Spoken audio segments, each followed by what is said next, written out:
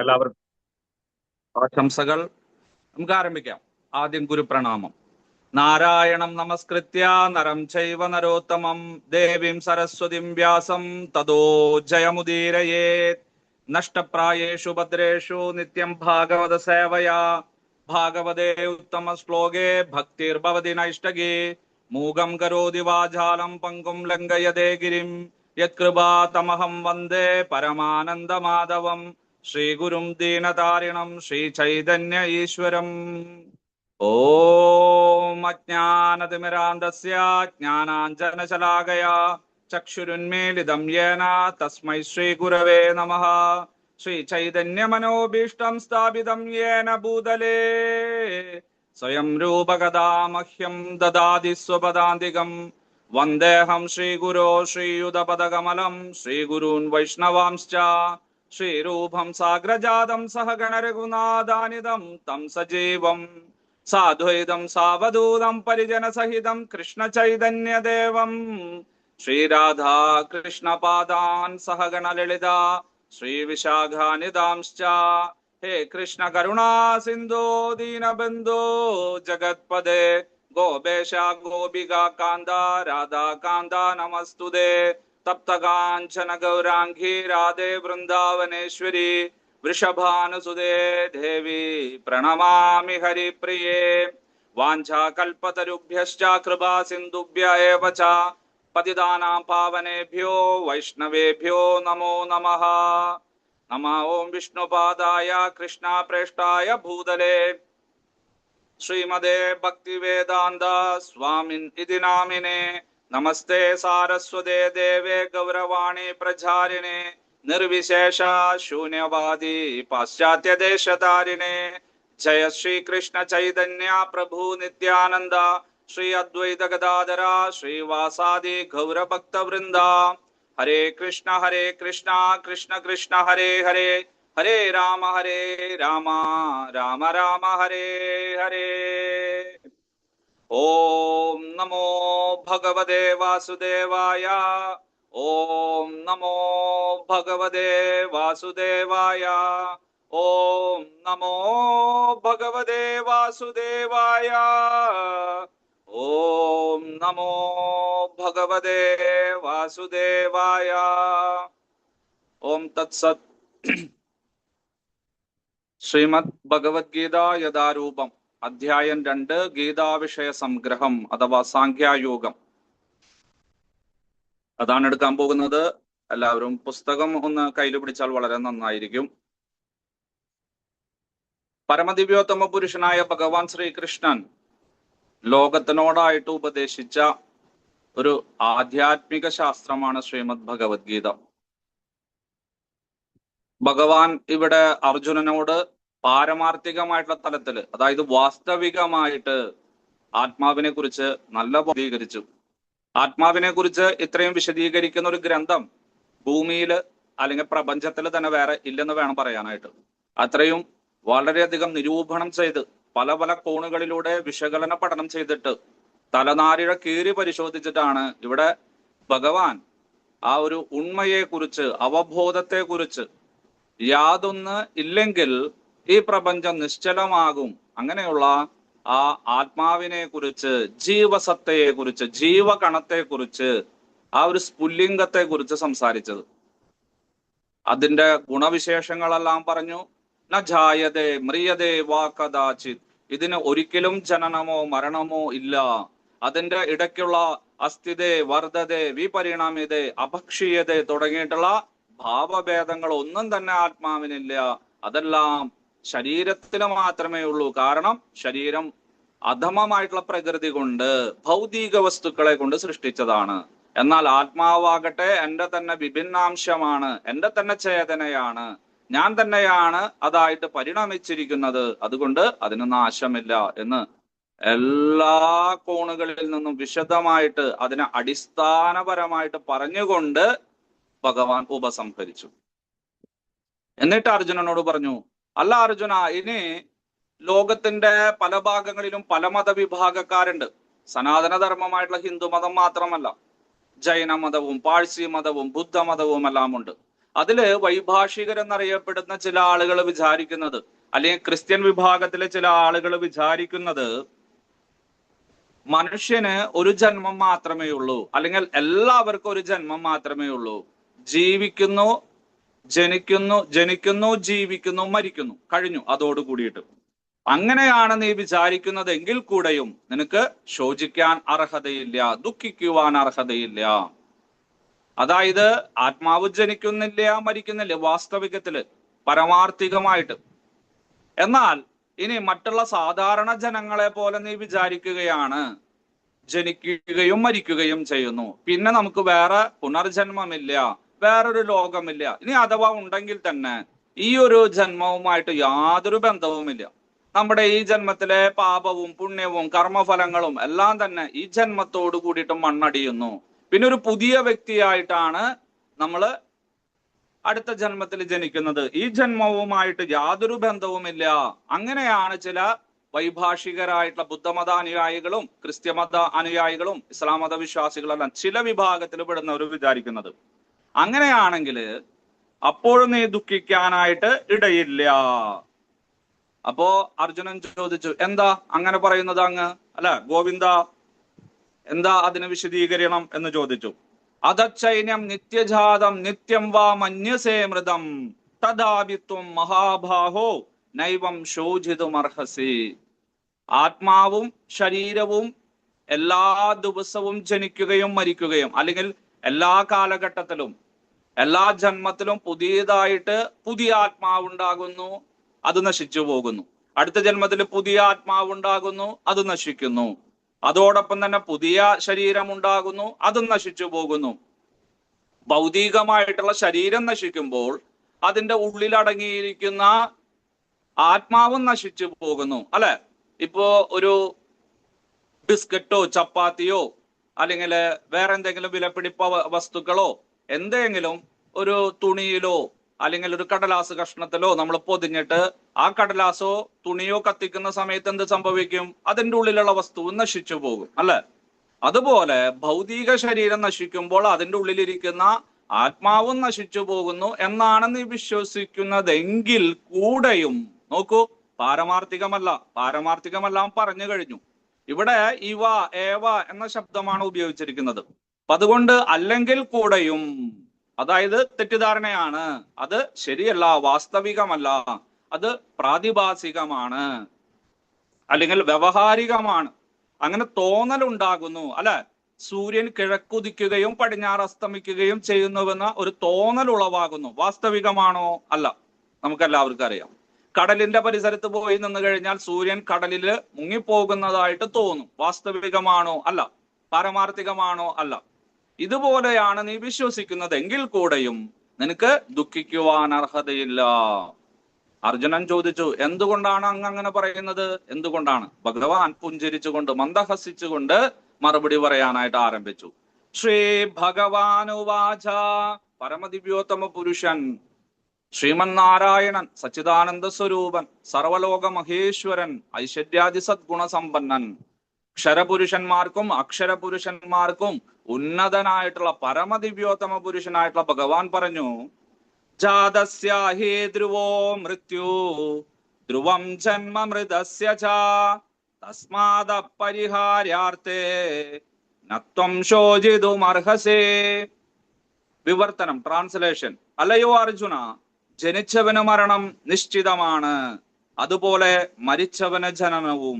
അതിനാൽ തന്റെ അനിവാര്യമായ കർത്തവ്യ നിർവഹണത്തെ പറ്റി നീ വ്യസനിക്കേണ്ടതില്ല. ഈ ശ്ലോകത്തിന്റെ ആശയ വിശദീകരണം, ഭാവാർത്ഥം, പർപ്പട്ട്. ഭാവാർത്ഥം എഴുതിയ അഭയചരണാരവിന്ദ് ഭക്തിവേദാന്ത സ്വാമി പ്രഭുപാദ് മഹാരാജ് കി ജയ്. ജീവിതത്തിൽ താൻ ചെയ്ത കർമ്മങ്ങൾക്കനുസരിച്ച് ഒരാൾക്ക് ജന്മമെടുക്കേണ്ടി വരുന്നു.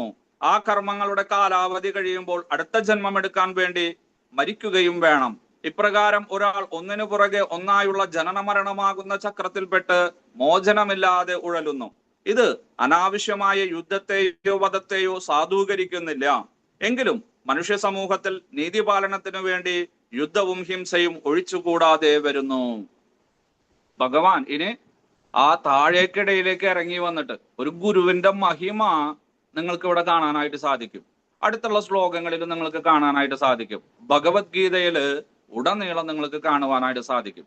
ഇവിടെ ആ അനേകം ബിരുദങ്ങളെല്ലാം എടുത്ത ബിരുദധാരിയായിട്ടുള്ള ബിരുദാനന്തര ബിരുദധാരിയായിട്ടുള്ള അനേകം PhD ഒക്കെ എടുത്തിട്ടുള്ള ഒരാള് ഒരു LKG ലോവർ പ്രൈമറി കുട്ടിയോട് സംസാരിക്കുന്ന പോലെ സംസാരിക്കുന്നത്.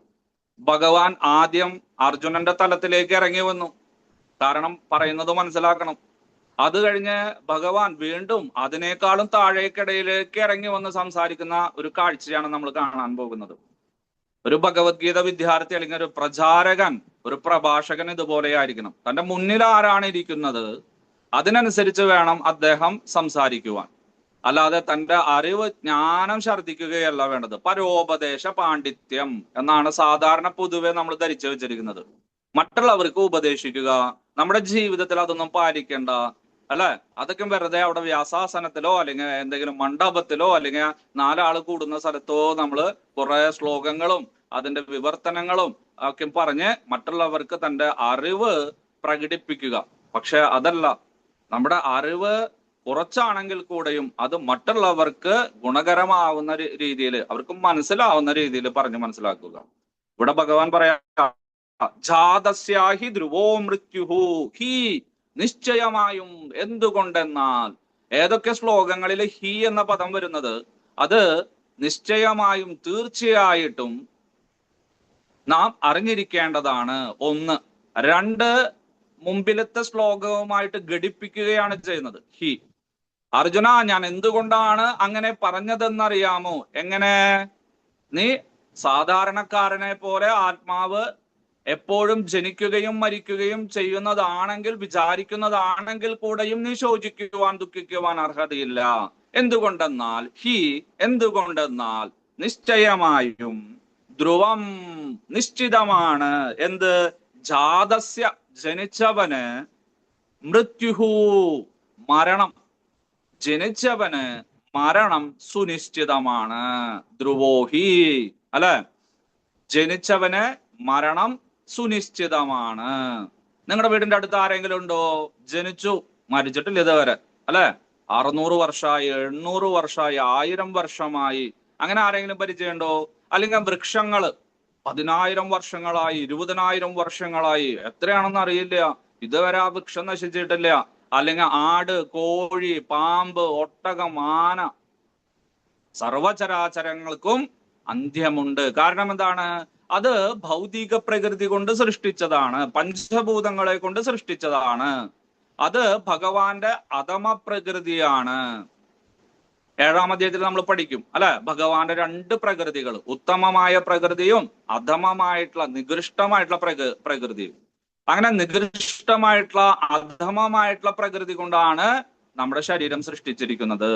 ഭൂമിരാഭോ നലോ വായു ഗമ്മനോ ബുദ്ധിയേവച അഹങ്കാരം ഇതീയമ്മേ ഭിന്ന പ്രകൃതി അഷ്ടത. 8 വസ്തുക്കളെ കൊണ്ടാണ് ശരീരം സൃഷ്ടിച്ചിരിക്കുന്നത്. ഒരു ജീവാത്മാവിനെ അല്ലെങ്കിൽ ഒരു മനുഷ്യനെ അല്ലെങ്കിൽ ഒരു ജീവജാലത്തെ സൃഷ്ടിച്ചിരിക്കുന്നത് പഞ്ചഭൂതങ്ങളെ കൊണ്ട്. ഭൂമി, ആകാശം, വായു, അഗ്നി, ജലം. അത് കഴിഞ്ഞ് മിഥ്യാഹങ്കാരം, മനസ്സ്, ബുദ്ധി. 5, 3, 8. പിന്നെ പ്രകൃതി അഷ്ടത. ഈ 8 വസ്തുക്കളെ കൊണ്ട്, ഭൗതിക അധമ പ്രകൃതി കൊണ്ടാണ് സൃഷ്ടിച്ചിരിക്കുന്നത്.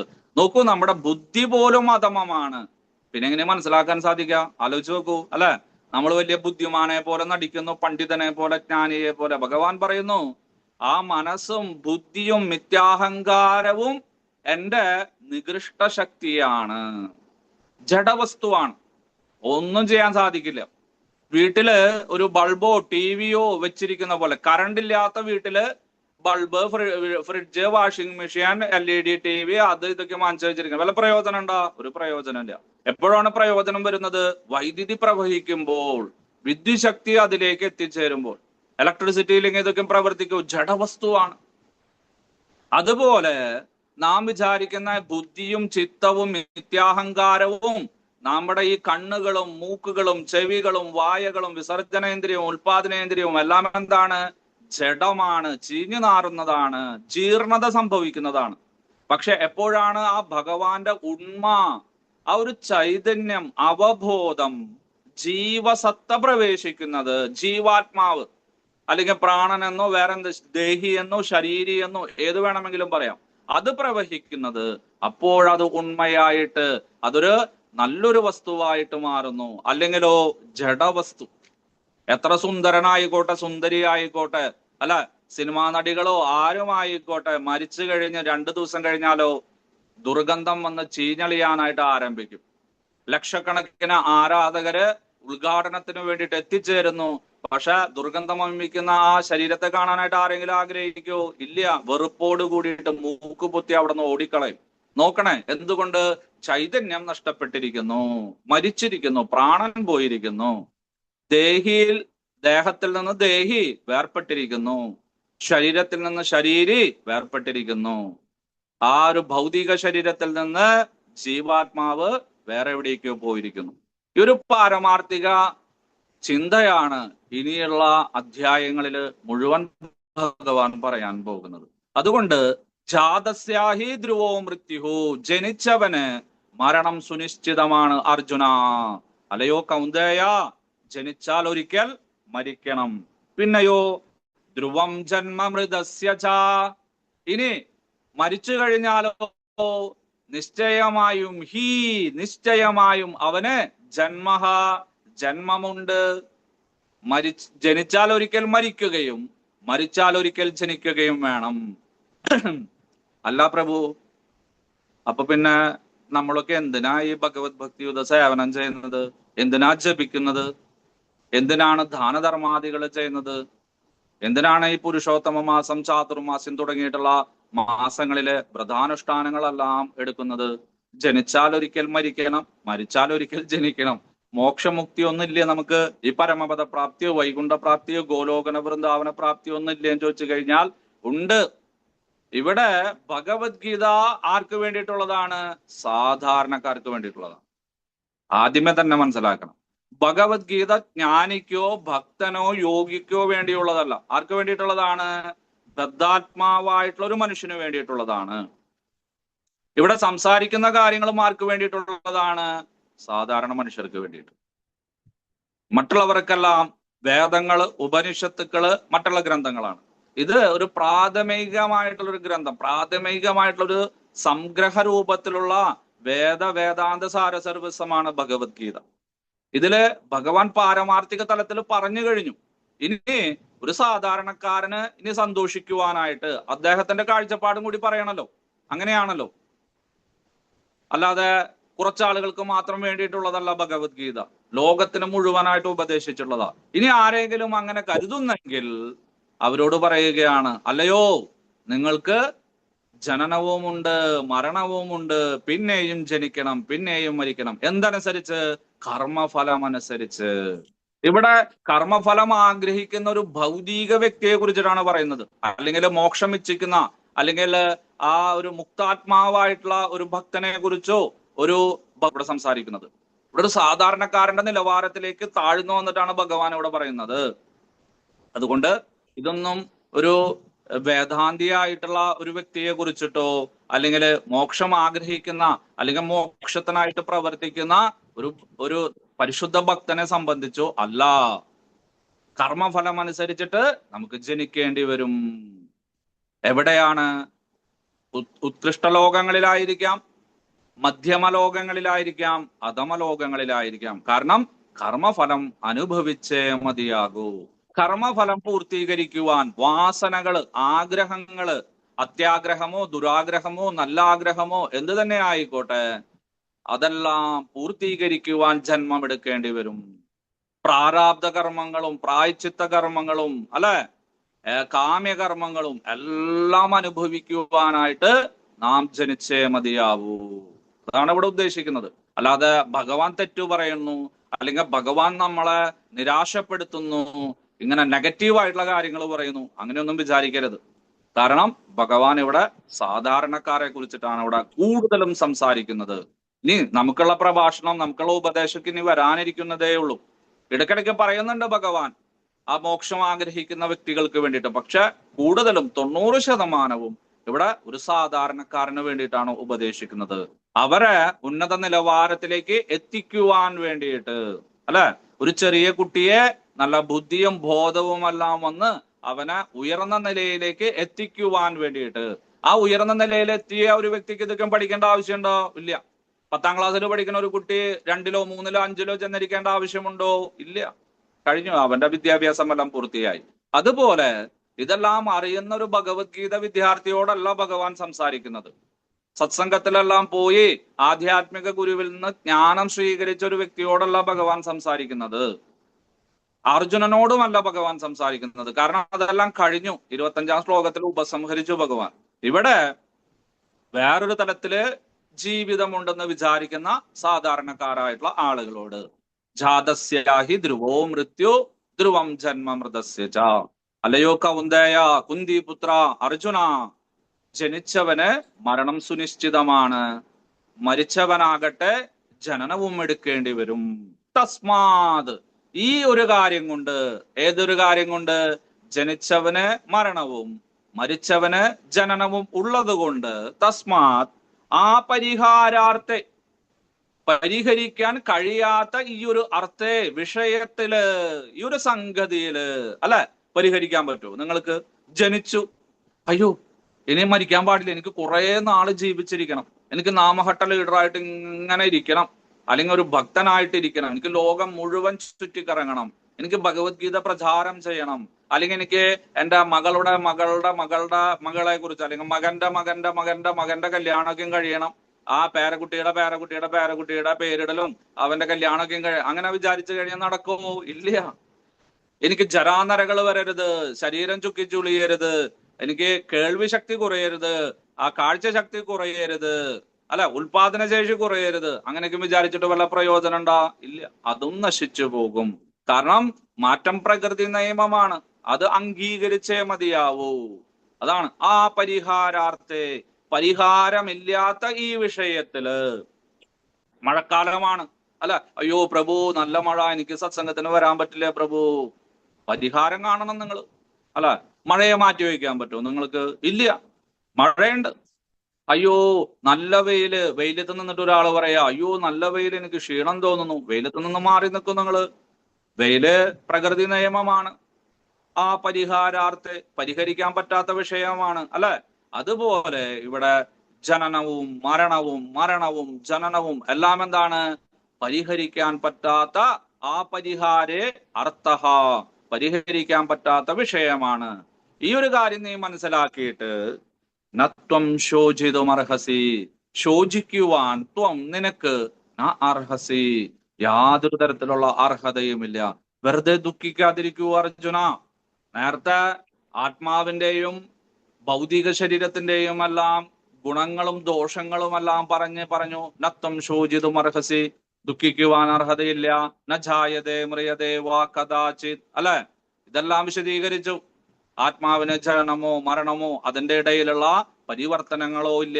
ഇവിടെ പറയുന്നു, ഇനി സാധാരണക്കാരനെ പോലെ നീ മനസ്സിലാക്കുകയാണെങ്കിൽ, ഒരു സാധാരണക്കാരനെ പോലെയാണ് നീ ചിന്തിക്കുന്നതെങ്കിൽ കൂടെയും നിനക്ക് ദുഃഖിക്കാൻ അർഹതയില്ല.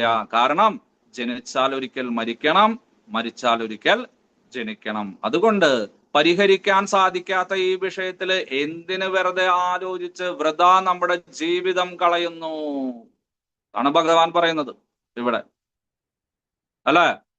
മരണസമയത്ത് ഓരോ വീടുകളിൽ പോയി കഴിഞ്ഞാൽ ഭഗവത്ഗീത വിദ്യാർത്ഥിയായിരിക്കും, ഈ ഒരു സത്യം അറിയുന്നവനായിരിക്കും, പാരമാർത്ഥിക തലത്തിലെ ചിന്തയുള്ളവനായിരിക്കും, ഭഗവത് ഭക്തിയുത സേവനം ചെയ്യുന്നവനും പ്രചാരം ചെയ്യുന്നവനും ക്ലാസ് എടുക്കുന്നവനും ഒക്കെ ആയിരുന്നാൽ കൂടെയും ഭർത്താവോ ഭാര്യയോ മക്കളോ ഒക്കെ മരിച്ചു കഴിഞ്ഞാൽ ഇതൊന്നും നമ്മുടെ ചിന്തയിലേക്ക് വരില്ല. പല ആളുകളെയും കണ്ടിട്ടുണ്ട്, വലിയ വലിയ പരിശുദ്ധ ഭക്തന്മാര് മാസങ്ങളോളം ജലപാനം ചെയ്യാതെ, വൃദ്ധ എന്റെ ഭാര്യ മരിച്ചു, മാതാജി മരിച്ചു, അല്ലെങ്കിൽ മകൻ മരിച്ചു, സഹോദരൻ മരിച്ചു, മാതാപിതാക്കൾ മരിച്ചു എന്ന് പറഞ്ഞ് തലയ്ക്ക് കൈയും കൊടുത്ത് സത്സംഗത്തിലൊന്നും വരാതെ, ക്ലാസ്സുകൾ എടുക്കാതെ, ജപിക്കാതെ, വീട്ടില് ആ പൂജ ചെയ്യാതെ, ആരതി ചെയ്യാതെ, താടിയും മുടിയുമെല്ലാം നീട്ടി വളർത്തിയിട്ട് ഒരു അവധൂതനെ പോലെ, ഒരു ഭ്രാന്തനെ പോലെ കഴിയുന്ന അവസ്ഥകൾ കണ്ടിട്ടുണ്ട് നമ്മൾ.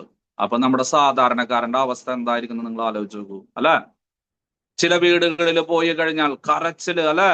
അയ്യോ എന്നെ വിട്ടുപോയേ ചേട്ടൻ, അല്ലെങ്കിൽ ഭാര്യ വിട്ടുപോയേ, മക്കള് വിട്ടുപോയേ, അല്ലെ, അലറിക്കരയിലായിരിക്കും. എന്ത് പ്രയോജനം? അലറിക്കരഞ്ഞത് കൊണ്ട് അവര് തിരിച്ചു വരുന്നുണ്ടോ? പഴയ കാല കാര്യങ്ങളെല്ലാം നിങ്ങൾ ഏങ്ങലടിച്ച് നെഞ്ചത്തടിച്ച് കരഞ്ഞത് കൊണ്ട് അവര് തിരിച്ചു വരുവോ? ഇല്ല. ആ പരിഹാരാർത്ഥേ അത് ഒരിക്കലും പരിഹരിക്കാൻ സാധിക്കാത്ത വിഷയമാണ്. അർജുന, നിന്റെ മുത്തച്ഛനും ആചാര്യന്മാരും ബന്ധുമിത്രാദികളും സ്വജ്ജനങ്ങളും എല്ലാവരും ഈ യുദ്ധത്തിൽ മരിക്കുവാൻ പോകുകയാണ്. ആ പരിഹാരാർത്ഥേ ഇതൊന്നും പരിഹരിക്കാൻ സാധിക്കാത്ത വിഷയമല്ല. അതുകൊണ്ട് നീ വെറുതെ ദുഃഖിച്ച് ഇവിടെ വിഷാദപൂർണനായിട്ട് ഇരിക്കാതെ എഴുന്നേൽക്കൂ. ഉത്തിഷ്ഠൂ, എഴുന്നേൽക്കൂ അർജുന. നീ നിന്റെ യുദ്ധത്തെ ചെയ്യൂ, നിന്റെ സ്വധർമ്മത്തെ ആചരിക്കൂ. അല്ലെ, അനേകം ഉപദേശങ്ങള് പറഞ്ഞു. യുദ്ധസ്യ അർജുന, യുദ്ധം ചെയ്യൂ, ആജ്ഞയായിട്ട് പറഞ്ഞു, അനുജ്ഞയായിട്ട് പറഞ്ഞു, ഉപദേശമായിട്ട്, റിക്വസ്റ്റ് ആയിട്ട് ഒക്കെ പലതരത്തില് ഭഗവാൻ പറഞ്ഞു. കാരണം സ്വധർമ്മത്തെ അനുഷ്ഠിക്കുവാൻ വേണ്ടിയിട്ട്. അപ്പൊ നമ്മുടെ ധർമ്മം എന്താണെന്ന് മനസ്സിലാക്കണം, നമ്മുടെ സ്വരൂപം എന്താണെന്ന് മനസ്സിലാക്കണം.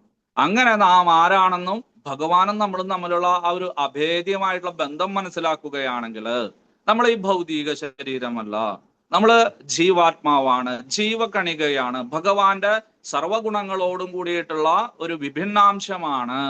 നാം അവിടെ നിന്നാണ് വന്നത്, അവിടേക്ക് തന്നെയാണ് തിരിച്ചു പോകേണ്ടത് എന്നുള്ള ഒരു ഉത്തമ ബോധ്യം വന്നു കഴിഞ്ഞാൽ നത്വം ശോചിതും അർഹസി, നമുക്ക് ദുഃഖിക്കാനായിട്ട് യാതൊരു അർഹതയോ അവകാശമോ ഇല്ല. ജീവിതം ഒരു പൊതു ടാപ്പിന്റെ അടുത്ത്, ഒരു പഞ്ചായത്ത് ടാപ്പിന്റെ അടുത്ത് വെള്ളം ശേഖരിക്കാൻ പോകുന്ന പോലെയാണ്. ഇപ്പോൾ ഉണ്ടാവില്ല, ഒരു 10-25-30 വർഷങ്ങൾക്ക് മുന്നെല്ലാം നിങ്ങള് വീടുകളിൽ കിണറോ അല്ലെങ്കിൽ ഓരോരുത്തർക്കും സ്വന്തമായിട്ട് ഈ വെള്ളത്തിന്റെ വാട്ടർ കണക്ഷൻ ഒന്നും ഇല്ലാത്ത സമയത്ത് നമ്മൾ എന്ത് ചെയ്യും? അടുത്തുള്ള ടാപ്പിൽ പോയിട്ട് നമ്മൾ കുടമോ ബക്കറ്റോ പാത്രങ്ങളോ കൊണ്ടുപോയിട്ട് നമ്മൾ ജലം നിറയ്ക്കും, വീട്ടിൽ കൊണ്ടുവരും, വെള്ളം പാത്രങ്ങളിൽ ഒഴിക്കും, വീണ്ടും പോകും. അല്ലെ, ഇങ്ങനെ ചെല്ലുമ്പോ വേറെ സ്ത്രീകൾ ഉണ്ടായിരിക്കും, കുട്ടികളുണ്ടായിരിക്കും, പുരുഷന്മാരുണ്ടായിരിക്കും. അവരോട് വീട് വർത്താനൊക്കെ പറയാം, എന്താ സുഖല്ലേ, എന്നാ കല്യാണം, ആ കുട്ടിയുടെ വയസ്സായോ, ഇന്നലെ ആരോ വരുന്ന കണ്ടല്ലോ, ഓട്ടോറിക്ഷയുടെ ശബ്ദം കേട്ടുല്ലോ, ഇന്നലെ എവിടേക്കോ നിങ്ങൾ ഓടി പോണ് കണ്ടല്ലോ, റേഷൻ കടയിൽ എന്താ വന്നത്, ഇങ്ങനെ പല പല കാര്യങ്ങൾ നമ്മൾ സംസാരിക്കുന്നു. വീണ്ടും നമ്മുടെ പാത്രം നിറയുന്നു, നമ്മൾ വരുന്നു, വീട്ടിലേക്ക് വന്ന് പാത്രങ്ങളിൽ വെള്ളം ഒഴിക്കുന്നു, വീണ്ടും തിരിച്ചു പോകുന്നു. ചിലപ്പോ വേറെ പുതിയ ആളുകളെ കാണും, അവരുമായിട്ട് സംഭാഷണം ആരംഭിക്കുന്നു. പഴയ ആളുകൾ വരും, നേരത്തെ നിർത്തിവെച്ചിട്ടുള്ള സ്ഥലത്ത് ആ സംഭാഷണം പുനരാരംഭിക്കുന്നു. അങ്ങനെ കുറച്ചു കഴിയുമ്പോൾ നമ്മുടെ പോക്ക് നിർത്തുന്നു. എപ്പോഴാണ്? നമ്മുടെ വീട്ടിലത്തെ പാത്രങ്ങളെല്ലാം നിറഞ്ഞു കവിയുമ്പോൾ, നമ്മുടെ വാസനകളെല്ലാം പൂർത്തീകരിക്കുമ്പോൾ, നമ്മുടെ ആഗ്രഹങ്ങളെല്ലാം അവസാനിക്കുമ്പോൾ, മനസ്സും എല്ലാം നിറയുമ്പോൾ. അതുപോലെ തന്നെ ജീവിതം. എപ്പോഴാണ് നമുക്ക് അതീന്ദ്രിയമായിട്ടുള്ള ആ ജ്ഞാനം കൊണ്ട് നമ്മുടെ ഇന്ദ്രിയങ്ങളെല്ലാം പൂർത്തിയാകുന്നത്, നിറയുന്നത്? അതുവരയ്ക്കും ജന്മമെടുത്തേ മതിയാവൂ. പോക്കുവരവ്, ഗതാഗതം, വരവും പോക്കും, ഭൗതിക ലോകത്തിലേക്കോ അധമലോകത്തിലേക്കോ നികൃഷ്ട ലോകത്തിലേക്കോ മധ്യമ ലോകത്തിലേക്കുള്ള പോക്കും വരവും ഇങ്ങനെ തുടർന്നുകൊണ്ടിരിക്കുന്നു. അല്ലെങ്കിൽ ഒരു ട്രെയിൻ യാത്രയെ കുറിച്ചിട്ട്, നിങ്ങൾ തിരുവനന്തപുരം സെൻട്രൽ നിന്നോ അല്ലെങ്കിൽ കൊല്ലത്ത് നിന്നോ എവിടുന്നെങ്കിലും കയറുന്നു, യാത്ര ചെയ്യുന്നു. നിങ്ങൾ ദ്വാരകയിലേക്കോ വൃന്ദാവനത്തിലേക്കോ ജഗന്നാഥപുരിയിലേക്കോ മായാപൂരിലേക്കോ ഭുവനേശ്വറിലേക്കോ യാത്ര ചെയ്യുന്നു. പല പല ആളുകൾ കയറുന്നു, പരിചയമുള്ളവരോട് സംസാരിക്കുന്നു, അല്ലെങ്കിൽ നിങ്ങളുടെ അടുത്തുള്ള ആളുകളോട് നിങ്ങൾ പരിചയം ഭാവിക്കുന്നു, അവരുമായിട്ട് സംസാരിച്ചിരിക്കുന്നു. ഒരു ദിവസം കഴിഞ്ഞാൽ അവര് ഇടയ്ക്ക് വെച്ച് എവിടെ ഇറങ്ങിപ്പോകും, നിങ്ങൾ ഇറങ്ങിപ്പോകും. ഇത് തന്നെയാണ് ജീവിതം. നമ്മുടെ അച്ഛനമ്മമാരെന്ന് അവകാശപ്പെടുന്നവര്, ഭാര്യയും ഭർത്താവെന്ന് അവകാശപ്പെടുന്നവര്, മക്കളെന്ന് അവകാശപ്പെടുന്നവര്, എന്ത് ബന്ധമാണ് നിങ്ങൾക്ക് അവരോടുള്ളത്? യാതൊരു ബന്ധമില്ല. ഈ ഒരു ജന്മത്തില്, ഈ ഒരു സിനിമയില്, ഈ ഒരു നാടകത്തില് അവര് നിങ്ങളുടെ ഭാര്യയോ ഭർത്താവോ അല്ലെങ്കിൽ ബന്ധുമിത്രാദികളോ മകനോ മരുമകളോ പേരക്കുട്ടിയോ ആയിരിക്കും. അടുത്ത ജന്മത്തില് ആരാണ് ആകാൻ പോകുന്നത്? ഇവരൊക്കെ ഉണ്ടാവോ? നാം ഏത് ലോകത്തിലേക്കാണോ എന്നെല്ലാം നിങ്ങൾ ഗാഠമായിട്ട് എപ്പോഴെങ്കിലും സമയം കിട്ടുമ്പോൾ ഒന്ന് ചിന്തിച്ചു കഴിഞ്ഞാൽ നക്തം ശോചിതും അർഹസി, ദുഃഖിക്കുവാൻ നമുക്ക് യാതൊരു അർഹതയുമില്ല. അതുകൊണ്ട് അർജുന, വ്യാവഹാരിക തലത്തിലോ പ്രാതിഭാസിക തലത്തിലോ നോക്കുകയാണെങ്കിൽ നിനക്ക് ദുഃഖിക്കുവാൻ അർഹതയില്ല. അല്ല, പാരമാർത്ഥിക തലത്തില് ആത്മാവ് ജനിക്കുകയോ മരിക്കുകയോ ചെയ്യുന്നില്ല, അപ്പോഴും നിനക്ക് ദുഃഖിക്കുവാൻ അർഹതയില്ല. രണ്ടു തരത്തിലും ഭഗവാൻ നല്ല പോലെ നിരൂപണം ചെയ്ത് വിശദീകരിച്ച് അർജുനന് പറഞ്ഞു കൊടുത്തു. അപ്പൊ അർജുനൻ ചോദിച്ചു, എന്തുകൊണ്ടാണ് എനിക്ക് ദുഃഖിക്കാൻ അർഹതയില്ലാത്തത്? അല്ലെ? അപ്പോ ഈ നാം കാണുന്ന അങ്ങും ഞാനും ഈ കാണുന്ന രാജാക്കന്മാരും കുതിരകളും ആനകളും ഇവരെല്ലാം എവിടേക്കാണ് പോകുന്നത്? ഇവരെല്ലാം എവിടെയാണ് നിലനിൽക്കുന്നത് എന്ന് ചോദിച്ചു. ഭഗവാൻ വളരെ സന്തോഷമായി. ഭഗവാൻ പറഞ്ഞു, തീർച്ചയായിട്ടും ഞാൻ പറഞ്ഞു തരാം. ഭഗവാൻ ഉത്തരം പറയാനായിട്ട് ആരംഭിച്ചു. ശ്ലോകം 28. ശ്രീ ഭഗവാനുവാച അവ്യക്താദീനി ഭൂതാനി വ്യക്തമധ്യാനി ഭാരത അവ്യക്താനി ധനാന്യേവ തത്ര കാ പരിദേവന. ഈ ശ്ലോകത്തിന്റെ വിവർത്തനം, ട്രാൻസ്ലേഷൻ. അല്ലയോ കുന്തിപുത്രനായ അർജുന, സൃഷ്ടിയിലെ ജീവഗണങ്ങളെല്ലാം ആരംഭത്തിൽ പ്രകടമാകുന്നില്ല, മധ്യത്തിൽ ആവിർഭാവം കൊള്ളുന്നു, നശിപ്പിക്കുമ്പോൾ വീണ്ടും അവ്യക്തമാകുന്നു. അല്ലയോ ഭരതവംശത്തിൽ ജനിച്ചവനെ, അങ്ങനെയിരിക്കെ വ്യസനത്തിന്റെ ആവശ്യമെന്ത്? ഈ ശ്ലോകത്തിന്റെ ആശയ വിശദീകരണം, ഭാവാർത്ഥം, പർപ്പട്ട്. ഭാവാർത്ഥം എഴുതിയ അരവിന്ദ് ഭക്തി വേദാന്ത സ്വാമി പ്രഭുപാദ് മഹാരാജ് കി ജയ്. ആത്മസത്തയിൽ വിശ്വസിക്കുന്നവരും വിശ്വസിക്കാത്തവരുമായി രണ്ട് വിഭാഗം തത്വജ്ഞാനികളുണ്ട്. രണ്ടു വിധത്തിൽ നോക്കിയാലും ദുഃഖത്തിന് കാരണമില്ലെന്ന് സ്പഷ്ടമാണ്. ആത്മസത്തയിൽ വിശ്വസിക്കാത്തവരെ വൈദിക ധർമാനുയായികൾ നാസ്തികരെന്ന് വിളിക്കുന്നു. വാദത്തിനു വേണ്ടി ആ നാസ്തിക സിദ്ധാന്തം സ്വീകരിച്ചാൽ കൂടി ദുഃഖിക്കുന്നതിന് അർത്ഥമില്ല. ആത്മാവിന് പ്രത്യേകമായ നിലനിൽപ്പുണ്ട്. സൃഷ്ടിക്ക് മുൻപ് ഭൗതിക മൂലധാതുക്കളിൽ ആത്മാവിന്റെ സാന്നിധ്യമില്ല, അവ അവ്യക്ത ദശയിലുമാണ്. ഭഗവാൻ ഇനി കുറച്ച് വേദാന്തം പറയാൻ പോകുകയാണ്. കാരണം ഇത് സ്ഥിരീകരിക്കണമല്ലോ. ഒരു കാര്യത്തിനെ സ്ഥിരീകരിക്കാൻ വേണ്ടിയിട്ട് മറ്റു ഉത്കൃഷ്ട ഗ്രന്ഥങ്ങളിൽ നിന്ന് ശ്ലോകങ്ങൾ ഉദ്ധരിക്കണം. ഇവിടെ പറയാണ് അവ്യക്താധീനി ഭൂതാനി. അർജുന, ഈ ഭൂതങ്ങളെല്ലാം തന്നെ, ഭൂതം എന്ന് പറഞ്ഞ ഭവിച്ചത്, ഭവ്യതേ ഇതി ഭൂതഃ, ഉണ്ടായിട്ടുള്ളത്, ഭഗവാൻ സൃഷ്ടിച്ചത്, ഭഗവാനിൽ നിന്ന് ഉണ്ടായിട്ടുള്ളത്, ഭൂതാനി. ഈ കാണുന്ന ചരാചരങ്ങളെല്ലാം തന്നെ അവ്യക്താധീനി. ഇതെല്ലാം അവ്യക്തമായിട്ടുള്ള ആദിയോട് കൂടിയതാണ്. ഇവയുടെ ആരംഭം അവ്യക്തമായിരുന്നു. ശരിയല്ല? ജനിക്കുന്നതിന് മുന്നേ മാതാവിന്റെ ഉദരത്തിൽ നിന്ന് പുറത്തു വരുന്ന സമയത്ത്, പുറത്തു വരുന്നതിന് മുൻപ് നിങ്ങൾ എവിടെയായിരുന്നു? നിങ്ങൾ ആരായിരുന്നു? അറിയാൻ പറ്റൂ. എപ്പോഴാ നമ്മൾ കണ്ടുമുട്ടിയത്? എപ്പോഴാ നമ്മൾ സംസാരിച്ചു തുടങ്ങിയത്? അല്ലെ? നിങ്ങൾ എവിടെയോ കൊല്ലത്തോ തിരുവനന്തപുരത്തോ പാട്ടാഴിയിലോ എവിടെയോ ഉള്ള ആളുകൾ എപ്പോഴാ നമ്മൾ ബന്ധപ്പെട്ടത്? അപ്പൊ നമ്മൾ ബന്ധപ്പെടുന്നതിന് മുൻപ്, അല്ലെങ്കിൽ നമ്മൾ കാണുന്നതിന് മുൻപ്, നമ്മൾ പരിചയപ്പെടുന്നതിന് മുൻപ് എന്താണ്? ആദിയില് സർവചരാചരങ്ങളും അവ്യക്ത ദശയിലായിരുന്നു. അല്ലെ? ഇന്ദ്രിയങ്ങളെ കൊണ്ട് മനസ്സിലാക്കാൻ പറ്റാത്ത ദശയിലായിരുന്നു. പക്ഷെ അതേ സമയമോ ഉണ്ട്, അസ്ഥിതേ, ഉണ്ട്. അവ എവിടെയാണെന്ന് അറിയില്ല. ആത്മാവ് മരിക്കുന്നില്ല, ജനിക്കുന്നില്ല. അതിന്റെ അർത്ഥം എന്താണ്? എവിടെയോ ഉണ്ട്. ഏത് ദശയിലാണ്? അവ്യക്ത ദശയിലാണ്, സൂക്ഷ്മരൂപത്തിലാണ്. കാരണം അവയ്ക്ക് ആ ഒരു ഭൗതിക ശരീരം ലഭിച്ചിട്ടില്ല, ഗ്രോസ് ബോഡി കിട്ടിയിട്ടില്ല. സബ്റ്റൽ ബോഡി രൂപത്തിലാണ്, സൂക്ഷ്മ രൂപത്തില്, സൂക്ഷ്മ ശരീരത്തിലാണ്. സ്ഥൂല ശരീരം ലഭിച്ചിട്ടില്ല. സ്ഥൂല ശരീരം ലഭിക്കുന്നത് വരെ ആത്മാവ് അവ്യക്ത ദശയിലാണ്. അതാണ് അവ്യക്ത ആധി. ഇതെല്ലാം വ്യക്തമല്ലാത്ത ദശയിലായിരുന്നു. അല്ലെ? മനസ്സിലാക്കാൻ പറ്റാത്ത ദശയില്. വൈദ്യുതി ഒരു ബൾബിലേക്ക് വരുന്നതിന് മുൻപ് വൈദ്യുതി ഏത് ദശയിലായിരുന്നു? അവ്യക്തം. അല്ലെ? അറിയില്ല. വൈദ്യുതി ഉണ്ടോ, കറണ്ട് ഉണ്ടോ? എങ്ങനെ കറണ്ട് ഉണ്ടോ എന്ന് അറിയണത്? ബൾബ് ഇടുമ്പോ, ഫാൻ ഇടുമ്പോ. അല്ലെ? ബൾബ് പ്രകാശിക്കുന്നു, ഫാൻ കറങ്ങുന്നു, ടി വി പ്രവർത്തിക്കുന്നു, കറണ്ട് ഉണ്ട്. അപ്പോഴാണ് മനസ്സിലാവുന്നത് കറണ്ട് ഉണ്ട്. അല്ലെങ്കിൽ അറിയില്ല. നമുക്ക് എങ്ങനെ അറിയാൻ പറ്റണത്? കാരണം വൈദ്യുതി, ഇലക്ട്രിസിറ്റി എന്താണ്? അവ്യക്ത അവസ്ഥയിലാണ്. അതുപോലെ ഇവിടെ ആത്മാവ് അവ്യക്ത ദശയിലാണ്. എപ്പോ? ആദിയില്, ഉണ്ടാകുന്നതിന് മുൻപ്, നിങ്ങൾ കാണുന്നതിന് മുൻപ്. പിന്നെയോ വ്യക്തമധ്യാനി, മധ്യാവസ്ഥയില്, നടുക്കുള്ള അവസ്ഥയില്, ആദ്യ മധ്യമം അന്ത്യം, അങ്ങനെയാണല്ലോ എല്ലാ വസ്തുവിന്റെയും. ആരംഭത്തില് അവ്യക്തമായിരുന്നു. മാതാവിന്റെ ഉദരത്തില് എവിടെയാണോ, ആണാണോ പെണ്ണാണോ അല്ലെ എന്താണോ ഒന്നറിയില്ല. ഈ കുട്ടി ഉണ്ടാവോ ഉണ്ടാവില്ലേ, എവിടെ നിന്നാണ് വന്നത്, കഴിഞ്ഞ ജന്മത്തിൽ ആരായിരുന്നു ഒന്നറിയില്ല. അവ്യക്ത ദശയില്. വ്യക്തമധ്യാനി, ഇനി മധ്യാവസ്ഥയില് വ്യക്തമാവുന്നു, ഭൗതിക പ്രകൃതിയിലേക്ക് വന്നു. ആൺകുട്ടിയാണ്, പെൺകുട്ടിയാണ്, സുന്ദരനാണ്, സുന്ദരിയാണ്, അംഗവൈകല്യമൊന്നുമില്ലാത്തതാണ്, ബ്രാഹ്മണനാണ്, ക്ഷത്രിയനാണ്, അല്ലെ സംഖ്യയാണ്, അല്ലെങ്കിൽ രാഷ്ട്രീയക്കാരനാണ്.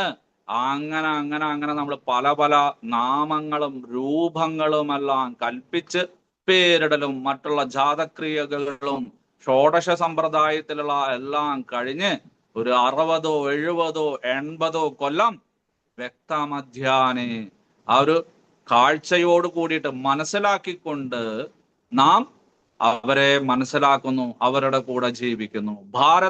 ഭാരതത്തിൽ ജനിച്ചവനെ, ഭരതവംശത്തിൽ ജനിച്ചവനെ. അത് കഴിഞ്ഞാലോ അവ്യക്തനിധനാനേവ, അന്ത്യത്തില് അല്ലെ, ആദിയിലും അവ്യക്തമായിരുന്നു, അതുപോലെ തന്നെ അവ്യക്താനിധനാനി, അവസാനത്തിലും അന്ത്യത്തിലും അവ്യക്തം. മരിച്ചു, എവിടേക്കാ പോയത്, കാണാൻ സാധിക്കുന്നുണ്ടോ, ഇല്ല. അടുത്തുണ്ടോ, ഇല്ല. അല്ലെ, കാക്ക വരുമ്പോ അതേ വന്നു, അച്ഛൻ വന്നിട്ടുണ്ട്, ദേ കാക്കയുടെ രൂപം. കാക്ക നോക്കി കഴിഞ്ഞാൽ കാക്ക അച്ഛൻ നോക്കണ പോലെ നോക്കണത്, അമ്മ നോക്കണ പോലെ നോക്കണ, കണ്ട അച്ഛന്റെ അതേ രൂപം എന്നൊക്കെ പറയും. അത് വേറൊരു ജീവസത്ത. നിങ്ങളുടെ അച്ഛനോ അമ്മയോ സഹോദരനോ സഹോദരിയോ മക്കളോ എവിടെയോ എത്തിച്ചേർന്നിട്ടുണ്ടാവും, എവിടെയോ ജന്മം എടുത്തിട്ടുണ്ടാവും. അതാണ് അവ്യക്തനിധനാനി ഏവാ. ഇവൻ അയം ആരാണ്, ഈ ജീവാത്മാവ് അവ്യക്ത ദശയിലായിരുന്നു ആരംഭത്തില്, മധ്യമദശയില് കാണുവാനായിട്ട് സാധിച്ചു, അല്ലെ. അവന് രൂപമുണ്ട്, അവന് നാമമുണ്ട്. ഇനി മരിച്ചു കഴിഞ്ഞാൽ അവന് വല്ല രൂപമോ, അതാ രാജരാജേന്ദ്ര പ്രഭു കെടുക്കണോന്ന് പറയോ, ഇല്ല. ഡെഡ് ബോഡി കെടുക്കണു, മൃതശരീരം കെടുക്കണു, അല്ലെ, അങ്ങനെ പറയാം. ജഡവസ്തു കെടുക്കണു, പ്രേതം കെടുക്കണു എന്നൊക്കെ പറയാം. പേര് പറയൂ ആരെങ്കിലും, പദവി പറയൂ, ഒന്നും പറയില്ല. അവ്യക്താനിധനാനേവ, അവ്യക്ത ദശയിലാണ്. മരിച്ചു കഴിഞ്ഞാൽ പിന്നെ അവിടെ നാമമോ രൂപമോ ഭാവമോ പദവിയോ ഒന്നും തന്നെ ഇല്ല. അവ്യക്തനിധനാനേവ. അർജുന, ഇവന് അവസാന കാലഘട്ടത്തിലും നിധനാനി അന്ത്യകാലഘട്ടത്തിലും അവ്യക്തമാണ്.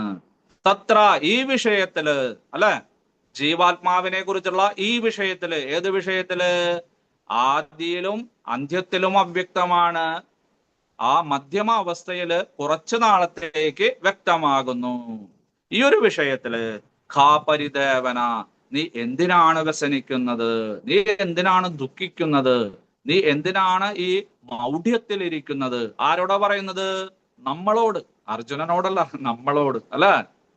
മരണം കഴിഞ്ഞിട്ട് ഇങ്ങനെ താടിക്കും കൈ കൊടുത്തിട്ട് ദിവസങ്ങളോളം, മാസങ്ങളോളം, വർഷങ്ങളോളം ആളുകള് മരിച്ചുപോയിട്ടുള്ള വ്യക്തിയെ കുറിച്ചിട്ട് വെറുതെ വിലപിക്കുന്നു. അങ്ങനെയായിരുന്നു, ഇങ്ങനെയായിരുന്നു, എന്നെ എത്ര ഇഷ്ടമുണ്ടായിരുന്നു, എന്നെ എത്ര സ്നേഹത്തോടു കൂടിയിട്ടാണ്, അവനില്ലാതെ ജീവിക്കാൻ പറ്റില്ല, അവളില്ലാതെ ജീവിക്കാൻ പറ്റില്ല എന്നൊക്കെ പരിദേവന. എന്തിനാണ് വ്യസനിക്കുന്നത്, വിലപിക്കുന്നത്? അതെല്ലാം മറന്നേക്കൂ. അവരൊന്നും ആരും തന്നെ ആയിരുന്നില്ല.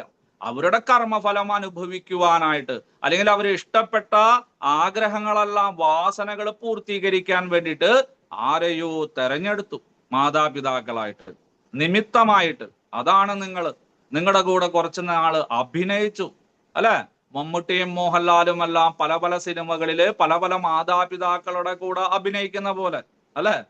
സിനിമ കഴിഞ്ഞു, മകൻ മരിച്ചു, മോഹൻലാൽ മരിച്ചു, മമ്മൂട്ടി മരിച്ചു, അമ്മ മരിച്ചു, അച്ഛൻ മരിച്ചു, സഹോദരി മരിച്ചു, അല്ലെങ്കിൽ അവര് കൊലയാളികൾ കൊന്നു, തീവ്രവാദികൾ വെടിവെച്ചു കൊന്നു, ബോംബിട്ട് കൊന്നു, അല്ലെങ്കിൽ ജയിലിലാണ്. അഭിനേത്രികൾക്ക് അല്ലെങ്കിൽ അഭിനേതാക്കൾക്ക് വല്ല വിഷമമുണ്ടോ? ഒരു വിഷമമില്ല. അടുത്ത സിനിമയിൽ എന്നെ വിളിച്ചില്ല അച്ഛനായിട്ട് അമ്മയായിട്ട്, വല്ല വിഷമമുണ്ടോ? കഴിഞ്ഞു. ആ സിനിമയോട് കൂടിയിട്ട് അവരുടെ ബന്ധാവസാനം. അല്ല, അത് മരിച്ചു, അയ്യോ എത്ര ദുഃഖമായിരിക്കുന്നു വിചാരിച്ചിട്ട് നമ്മള് പരിതപിക്കുന്നു, പരിദേവന. പക്ഷെ അഭിനേതാക്കൾക്ക് വല്ലതുണ്ടോ? ഇല്ല. അവര് സന്തോഷമായിട്ട് പൈസ വാങ്ങിച്ചടിച്ചു പൊളിച്ച് നടക്കും അല്ലെ. അവർക്കൊന്നും തന്നെ ഇല്ല. നാടകത്തിലായാലും ബാലയിലായാലും അല്ലെങ്കിൽ നമ്മുടെ സിനിമയിലായാലും സീരിയലിലായാലും ഇതെല്ലാം തന്നെ. അതുപോലെ ഈ ജീവിതം വലിയൊരു നാടകശാലയാണ്, ഒരു സിനിമാ തിയേറ്ററാണ്. പല പല കഥാപാത്രങ്ങൾ വരുന്നു, പോകുന്നു. അത്രയേ ഉള്ളൂ. അതുകൊണ്ട് ഈ വിഷയത്തില് ഈ ഒരു വിഷയത്തില് അർജുന, ഏത് വിഷയത്തില്? ഈ ജനനത്തിന്റെയും മരണത്തിന്റെയും വിഷയത്തില്, ഈ ഭൗതിക ശരീരത്തിന്റെയും ആത്മാവിന്റെയും വിഷയത്തില് പരിദേവന, നീ എന്തിനാണ് വിഷമിക്കുന്നത്, വൃഥാ സമയം ചെലവഴിക്കുന്നത്? ഇതൊന്നും നിനക്ക് എന്താണ് ആ പരിഹാരാർത്ഥത്തെ, ഇതൊന്നും പരിഹരിക്കാൻ പറ്റാത്ത വിഷയമാണ്. അതിൽ ഒരിക്കലും വൃഥാ ചിന്തിച്ച് സമയം കളയരുത്. സ്വധർമ്മത്തെ ആചരിക്കൂ, നിന്റെ ജോലി ചെയ്യൂ, നീയെ നിന്റെ കർമ്മം അനുസരിക്കൂ, അല്ലെ? അങ്ങനെ ചെയ്തിട്ട് നിനക്ക് ശ്രേയസിനെ പ്രാപിക്കൂ. വെറുതെ അതിതും ആലോചിച്ചിട്ട് ആളുകൾക്കും വെറുതെ അല്ലെ, അയ്യോ എനിക്ക് ദേഷ്യം കിട്ടിയിട്ടില്ല പ്രഭു, അയ്യോ എനിക്ക് സുഖമില്ല പ്രഭു, അയ്യോ എനിക്ക് ദുരിതമാണ് പ്രഭു, എൻ്റെ മകൻ ശരിയല്ല പ്രഭു, എന്നെ മർദ്ദിക്കുന്നു, എൻ്റെ ഭർത്താവ് ശരിയല്ല, മദ്യപിച്ച് വന്ന് എന്നെ ഉപദ്രവിക്കുന്നു, എനിക്ക് മാത്രം എന്താ ഈ കുരിശ്, നിങ്ങൾക്കൊക്കെ സുഖമായിട്ടുള്ള ജീവിതമാണല്ലോ പ്രഭു, എനിക്ക് അസൂയ തോന്നുന്നു നിങ്ങളോട് എന്നൊക്കെ ചിലപ്പോ പറയും നിങ്ങളോട്. അങ്ങനെ എൻ്റെ വീടിന്റെ അടുത്തുള്ള ഒരു സ്ത്രീ ഇങ്ങനെ ദിവസം ഇങ്ങനെ പരാതികൾ പറഞ്ഞു.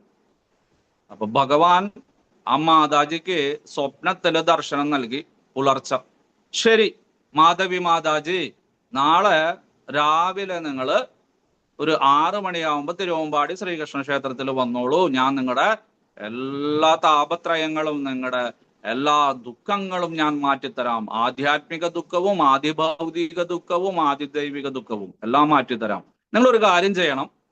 നിങ്ങൾ ഈ ഉരുളൻ കിഴങ്ങ് വാങ്ങാം, ഒരു 3-4 കിലോ ഉരുളൻ കിഴങ്ങ് വാങ്ങിയിട്ട് ആ ഓരോ ഉരുളൻ കിഴങ്ങിലും നിങ്ങളുടെ ഓരോ ദുഃഖങ്ങൾ എഴുതി വെക്കുക. ഒരെണ്ണത്തില് പനി, ഒരെണ്ണത്തില് തലവേദന, ഒരെണ്ണത്തില് ഛർദി, അല്ലെങ്കിൽ കാലുവേദന, മുട്ടുവേദന, അല്ലെങ്കിൽ ഡയബറ്റിക്സ്, അല്ലെങ്കിൽ കൊളസ്ട്രോള്, എന്തൊക്കെയാണ് നിങ്ങൾക്ക് ദുഃഖം അതെല്ലാം ഈ ഉരുളക്കിഴങ്ങില് സ്കെച്ച് കൊണ്ട് എഴുതിയിട്ട് അതൊരു സഞ്ചിയിലാക്കിയിട്ട് കൊണ്ടുവരൂ എന്ന് പറയും. നല്ല കാര്യം. ശരി, അങ്ങനെ ഈ സ്ത്രീ 3-4 കിലോ ഉരുളക്കിഴങ്ങെല്ലാം വാങ്ങി ഓരോന്നിനും പല്ലുവേദന, ചെവി വേദന, ദുഃഖങ്ങളാണ് അവർക്ക്. ദുഃഖം, ഭർത്താവ് മരിച്ചതിന്റെ ദുഃഖം, ഓരോന്ന് പറഞ്ഞ് നടക്കുന്നു, ഭാഗം കിട്ടി, ഇങ്ങനെ പല ഉരുളം കിഴങ്ങിൽ ഇങ്ങനെ എഴുതി വെച്ചു. 3-4 കിലോ. ഇവര് രാവിലെ 6 മണിക്ക് അവിടെ ക്ഷേത്രത്തിലെത്തിയ സമയത്ത് വേറെ കുറെ ആളുകളും വന്നിരിക്കുന്നു. ഒരുവിധ ആ പഞ്ചായത്തില് വില്ലേജിലുള്ള എല്ലാവരും വന്നിട്ടുണ്ട്. ഇവർക്ക് അത്ഭുതമായി. കാരണം ഭഗവാൻ എല്ലാവരോടും പറഞ്ഞിട്ടുണ്ടായിരുന്നു വരാനായിട്ട്. അങ്ങനെ ദീപാരാധനയെല്ലാം കഴിഞ്ഞ് നിവേദ്യമെല്ലാം കഴിഞ്ഞ് ഭഗവാൻ പുറത്തു വന്നിട്ട് പറഞ്ഞു, എല്ലാവരും വന്ന് സന്തോഷമായി. എല്ലാവരും അവരവരുടെ ആ ദുഃഖങ്ങൾ കൊണ്ടുവന്നിട്ടില്ലേ എന്ന് ചോദിച്ചു. ഉണ്ട് ഭഗവാനെ, കൃഷ്ണ, ഗുരുവായൂരപ്പ കൊണ്ടുവന്നിട്ടുണ്ടെന്ന് പറഞ്ഞു. ശരി, എല്ലാവരും ഓരോ ആണി അടിച്ചിട്ട് നിങ്ങൾ കൊണ്ടുവന്നിട്ടുള്ള ദുരിതങ്ങളെല്ലാം അതിൽ തൂക്കിയിട്ടോളൂ എന്ന് പറഞ്ഞു. ഭഗവാൻ ചുറ്റികകളും ആണിയെല്ലാം കൊടുത്തു. എല്ലാവരും ആണിയെല്ലാം ചൊവ്വലിൽ അടിച്ചിട്ട് അവരവരുടെ ദുഃഖങ്ങളെല്ലാം തൂക്കിയിട്ടു. ഭഗവാൻ അതെല്ലാം ഇപ്പൊ നശിപ്പിച്ച് കളയും, കത്തിച്ച് കളയും എന്ന് പറഞ്ഞു. എന്നിട്ട് എല്ലാവരോടും പറഞ്ഞു, എല്ലാവരും കണ്ണടച്ചിട്ട് ഒരു 5 മിനിറ്റ് ഞാൻ പറയുന്ന പ്രാർത്ഥനയെല്ലാം ചൊല്ലാൻ പറഞ്ഞു. ഭഗവാൻ ഒരു പ്രാർത്ഥനയെല്ലാം ചൊല്ലിക്കൊടുത്തു. എല്ലാവരും കണ്ണടച്ചിട്ട് പറഞ്ഞു. ഇനി പറഞ്ഞു, ഒരു കാര്യം ചെയ്യൂ, നിങ്ങള് നമുക്ക് ദുരിതങ്ങളെല്ലാം കൈമാറാം, എക്സ്ചേഞ്ച് ഓഫർ അല്ലെ, നിങ്ങൾക്ക് ഇഷ്ടമുള്ള ദുരിതങ്ങളെല്ലാം എടുത്തോളൂ, കുറവുള്ളത് എടുത്തോളൂ എന്ന് പറഞ്ഞു. പക്ഷേ അവിടെ ആർക്കും തന്നെക്കാളും കുറവുള്ള ദുരിതങ്ങൾ കണ്ടുപിടിക്കാൻ സാധിച്ചില്ല. എല്ലാവർക്കും ഒന്നിനോടൊന്ന്. മാത്രമല്ല അറിയില്ല എന്താണെന്ന്, അല്ലെ? ചിലപ്പോ തലവേദനയായിരിക്കും, പനിയായിരിക്കും, തുമ്മലായിരിക്കും, നിസ്സാരമായിരിക്കും. ഇനി മറ്റവന് ക്ഷയമാണോ, ക്യാൻസർ ആണോ, എയ്ഡ്സ് ആണോ അറിയില്ല അവിടെ. അപ്പൊ അതുകൊണ്ട് എല്ലാവരും ഒരു 5 മിനിറ്റ് ശങ്കിച്ചു നിന്നു എന്താ ചെയ്യേണ്ടതെന്ന്. അവസാനം അവരവരുടെ സഞ്ചികളെടുത്ത് ക്ഷേത്രത്തിന് പുറത്ത് കിടന്നു. ഭഗവാനെ, ഇത് തന്നെ മതി. കാരണം മറ്റുള്ളവരുടെ സഞ്ചിയിലെ എന്തെല്ലാം കുരിശുകളാണോ, എന്തെല്ലാം ബുദ്ധിമുട്ടുകളാണെന്നോ ഞങ്ങൾക്ക് അറിയില്ല. അതുകൊണ്ട് തൽക്കാലം ഇത് തന്നെ ഞങ്ങൾ സ്വീകരിച്ചു കൊള്ളാം ഇതിനെ ഞങ്ങൾ തരണം ചെയ്തു കൊള്ളാം എന്ന് പറഞ്ഞ് എല്ലാവരും അവര് കൊണ്ടുവന്ന സഞ്ചികൾ തന്നെ കൊണ്ടുപോയി എന്ന് ചുരുക്കം. അതുപോലെയാണ് നമ്മുടെ കാര്യം മാത്രം ആലോചിച്ചിട്ട് പരിദേവന, വെറുതെ പെറുപിറുക്കുന്നു, മറ്റുള്ളവരോട് പരാതി പറയുന്നു, അല്ലെ? മറ്റുള്ളവരുടെ ജീവിതം കണ്ട് അസൂയാലുക്കളായിട്ട് ജീവിതം നയിക്കുന്നു. എന്തിനാണ് മറ്റുള്ളവരത്തേക്ക് നോക്കുന്നത്? അവരുടെ അടുത്തിരിക്കുന്ന കുട്ടികള് നോക്കിയിട്ട് പരീക്ഷ എഴുതി, ഒരുത്തൻ ജയിച്ചു, ഒരുത്തൻ തോറ്റു. ചോദിച്ചു, എന്തുകൊണ്ടാണ് ഞാൻ തോറ്റത്? അവന് ഫസ്റ്റ് ക്ലാസ് ഉണ്ടല്ലോ, ഫസ്റ്റ് റാങ്ക് ഉണ്ടല്ലോ, 100-ൽ 100 മാർക്ക് ഉണ്ടല്ലോ, അത് തന്നെയാണ് ഞാൻ എഴുതിയതെന്ന് പറഞ്ഞു. പറഞ്ഞു അവന്റെ ചോദ്യപേപ്പർ വേറെ വിഷയമായിരുന്നു, നിനക്ക് തന്നിട്ടുള്ള ചോദ്യപേപ്പർ വേറെ വിഷയമായിരുന്നു, അല്ലെ? അവന് കെമിസ്ട്രി ആയിരുന്നു, നിനക്ക് ബയോളജി ആയിരുന്നു. നീ അത് നോക്കിയില്ല, നീ അവന്റെ കോപ്പി അടിച്ചു. അതുപോലെയാണ് നമ്മുടെ ജീവിതം. അപ്പുറത്തേക്കും ഇപ്പുറത്തേക്കും അവിടേക്കും ഇവിടേക്കും എല്ലാം തിരിഞ്ഞ് വെറുതെ സമയം കളയുന്നു. തത്രക പരിദേവന. എന്തിനാണ് വിലപിക്കുന്നത്? എന്തിനാണ് വ്യസനിക്കുന്നത്? അർജുന, സ്വധർമ്മത്തെ ആചരിക്കൂ. സ്വധർമ്മം നിധനം ശ്രേയഃ. നമ്മുടെ കർമ്മങ്ങൾ അടുക്കും ചിട്ടയോടും കൂടിയിട്ട് ചെയ്യുക. അങ്ങനെ നിനക്ക് പരമപദത്തിലെത്തുവാനായിട്ട് സാധിക്കും. ശ്രേയസിനെ പ്രാപിക്കാം.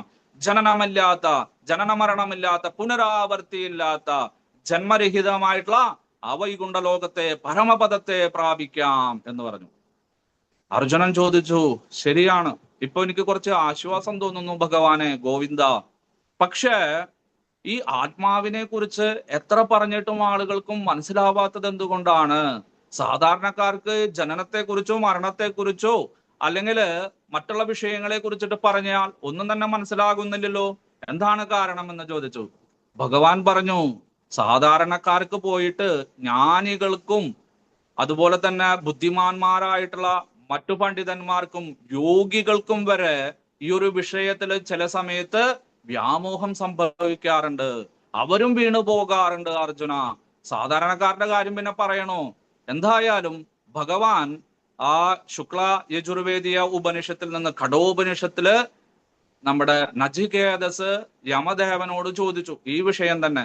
അല്ലയോ യമദേവൻ അങ്കിളെ, എന്താണ് ഈ ആത്മാവിനെ കുറിച്ചുള്ള കാഴ്ചപ്പാട്? എന്തുകൊണ്ടാണ് ഞങ്ങൾക്ക് അത് കാണാൻ സാധിക്കാത്തത്?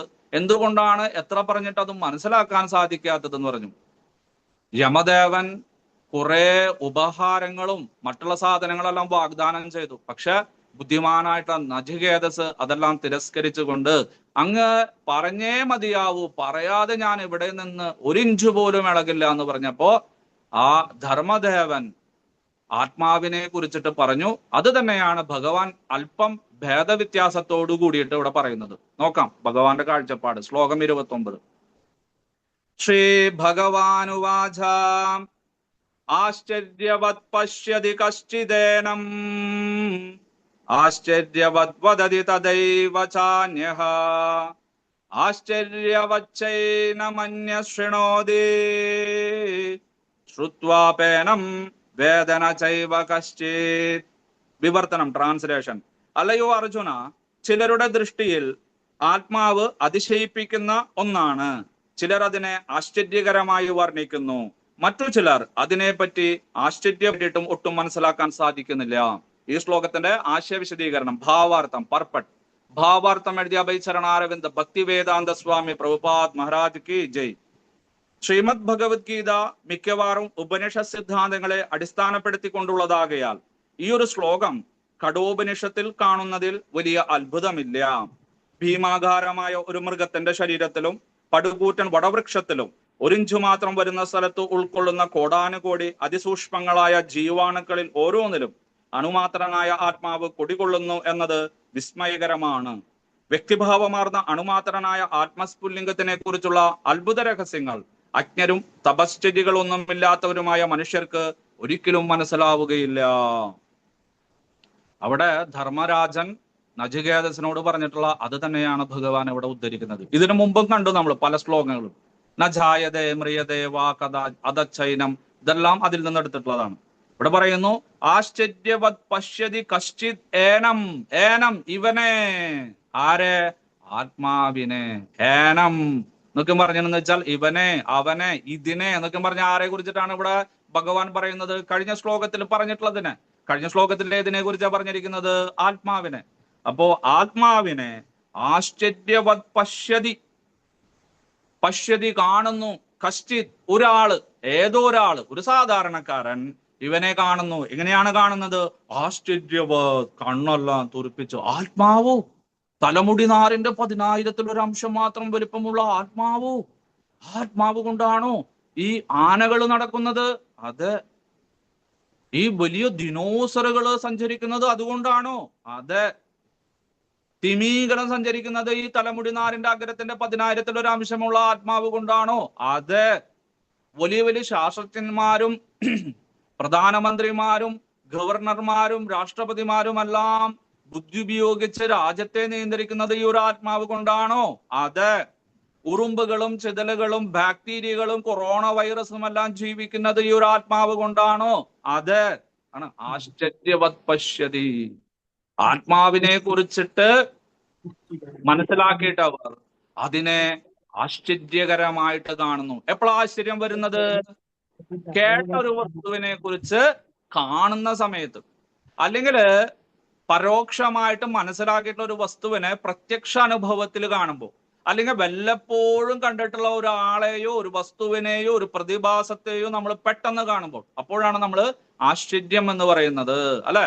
നമ്മുടെ ഇന്ദ്രിയങ്ങൾക്ക് പെട്ടെന്ന് മനസ്സിലാവാതെ പെട്ടെന്ന് ഒരു തടി എന്ന് പറഞ്ഞിട്ട് അങ്ങോട്ട് നമ്മുടെ ഇതിൽ വരുമ്പോ നമ്മുടെ ഇന്ദ്രിയങ്ങൾക്കെല്ലാം ഉണ്ടാകുന്ന ഒരു വിജൃംഭിത അവസ്ഥയാണ് എന്ത് പറയുന്നത്? ആശ്ചര്യം, അത്ഭുതം എന്നെല്ലാം പറയുന്നത്.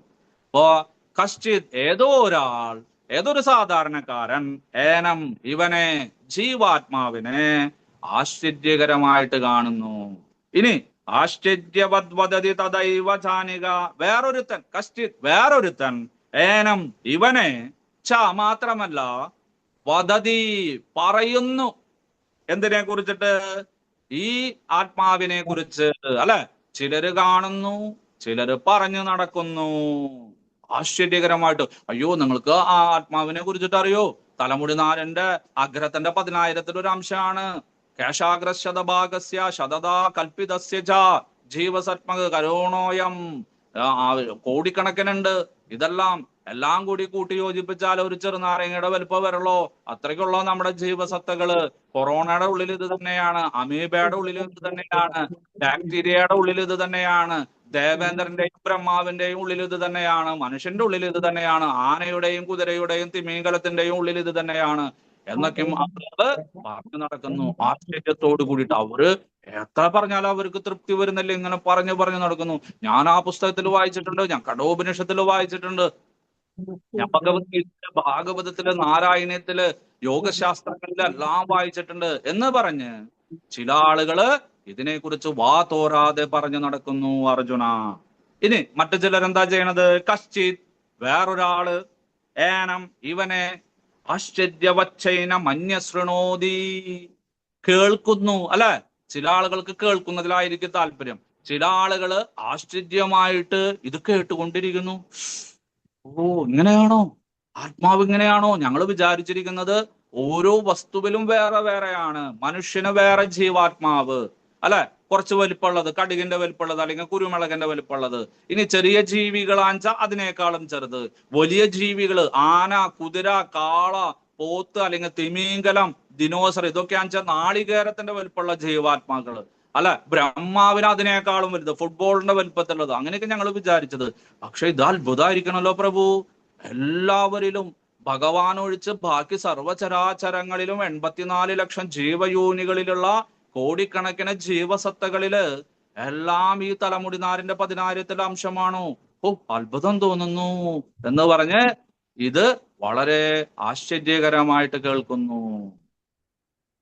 അതിനെക്കുറിച്ച് കണ്ടവര്, കേട്ടവര്, പറഞ്ഞു നടക്കുന്നവര്, ഇങ്ങനെ 3 വിഭാഗത്തിലുള്ള ആളുകളും ആത്മാവിനെ കുറിച്ച് കാണുകയും അത്ഭുതത്തോട് കൂടിയിട്ട് ആശ്ചര്യകരമായിട്ട് കാണുകയും അത് പറയുകയും അത് കേൾക്കുകയും ചെയ്യുന്നു. എന്നാലോ ശ്രുത്യാപേനം വേദന ചൈവ കശ്ചിത്, പക്ഷെ ഇതെല്ലാം കേട്ടിട്ടും കണ്ടിട്ടും മനസ്സിലാക്കാത്ത 100 കണക്കിന് ആളുകളുണ്ട് അർജുന. ഇനി നീ വിചാരിക്കുന്നുണ്ടാവും, ഇത് കണ്ടവര്, അല്ലെങ്കിൽ ഇത് പറഞ്ഞു നടക്കുന്നവര്, ഇത് കേട്ടവര് ഇതെല്ലാം വിശ്വസിക്കുന്നുണ്ട്, ഇതെല്ലാം അവർക്ക് അജ്ഞാനത്തെ ഉൾക്കൊള്ളുന്നു. അല്ല, ശ്രുതാഭി ഏനം, ഇവനെ കുറിച്ചിട്ട് എത്ര തന്നെ കേട്ടാലും, ഇവനെ കുറിച്ചിട്ട് എത്ര തന്നെ മനസ്സിലാക്കിയാലും അവർക്ക് ഇതിനെക്കുറിച്ച് ഒന്നും തന്നെ പൂർണ്ണമായി മനസ്സിലാക്കുവാൻ സാധിക്കുന്നില്ല. അപ്പൊ പിന്നെ എന്തിനാ നമ്മൾ ഇതൊക്കെ പഠിക്കണത്? വെറുതെ എന്തിനാ സമയം കളയണ പ്രഭു, അല്ലെ? ഭഗവാൻ തന്നെ പറയണു, ഇതിനെ കുറിച്ചിട്ട് എത്ര തന്നെ പറഞ്ഞാലും കേട്ടാലും ഒന്നും പൂർണ്ണമായിട്ടും മനസ്സിലാക്കാൻ സാധിക്കുന്നില്ല. ഒരു കാര്യം ഒരു തവണ രണ്ട് തവണയ്ക്കും കേട്ടാൽ നമുക്ക് മനസ്സിലാവൂ? ഇല്ല. ആവർത്തനം വേണം. അതുകൊണ്ടാണ് ഭഗവാൻ ഇവിടെ ആവർത്തിക്കുന്നത്. എന്ന് വിചാരിച്ച് നിരാശപ്പെടേണ്ട ആവശ്യമുണ്ടോ? ഇല്ല. ഡ്രൈവിംഗ് ലൈസൻസ് ഒരു തവണയോ രണ്ട് തവണയോ പോയി കഴിഞ്ഞാൽ കിട്ടുമോ? ഇല്ല. 4-5 തവണയ്ക്ക് എടുക്കേണ്ടി വരും ചിലപ്പോ, അല്ലെ? നീറ്റ് എത്ര തവണ എഴുതേണ്ടി വരും? എത്ര റിപ്പീറ്റ് എഴുതിയിട്ടുണ്ട് ആളുകൾ? IAS, IPS ഒരു തവണ കൊണ്ട് കിട്ടുമോ? ഇല്ല. എല്ലാ തവണ ചെയ്യേണ്ടി വരും, അല്ലെ?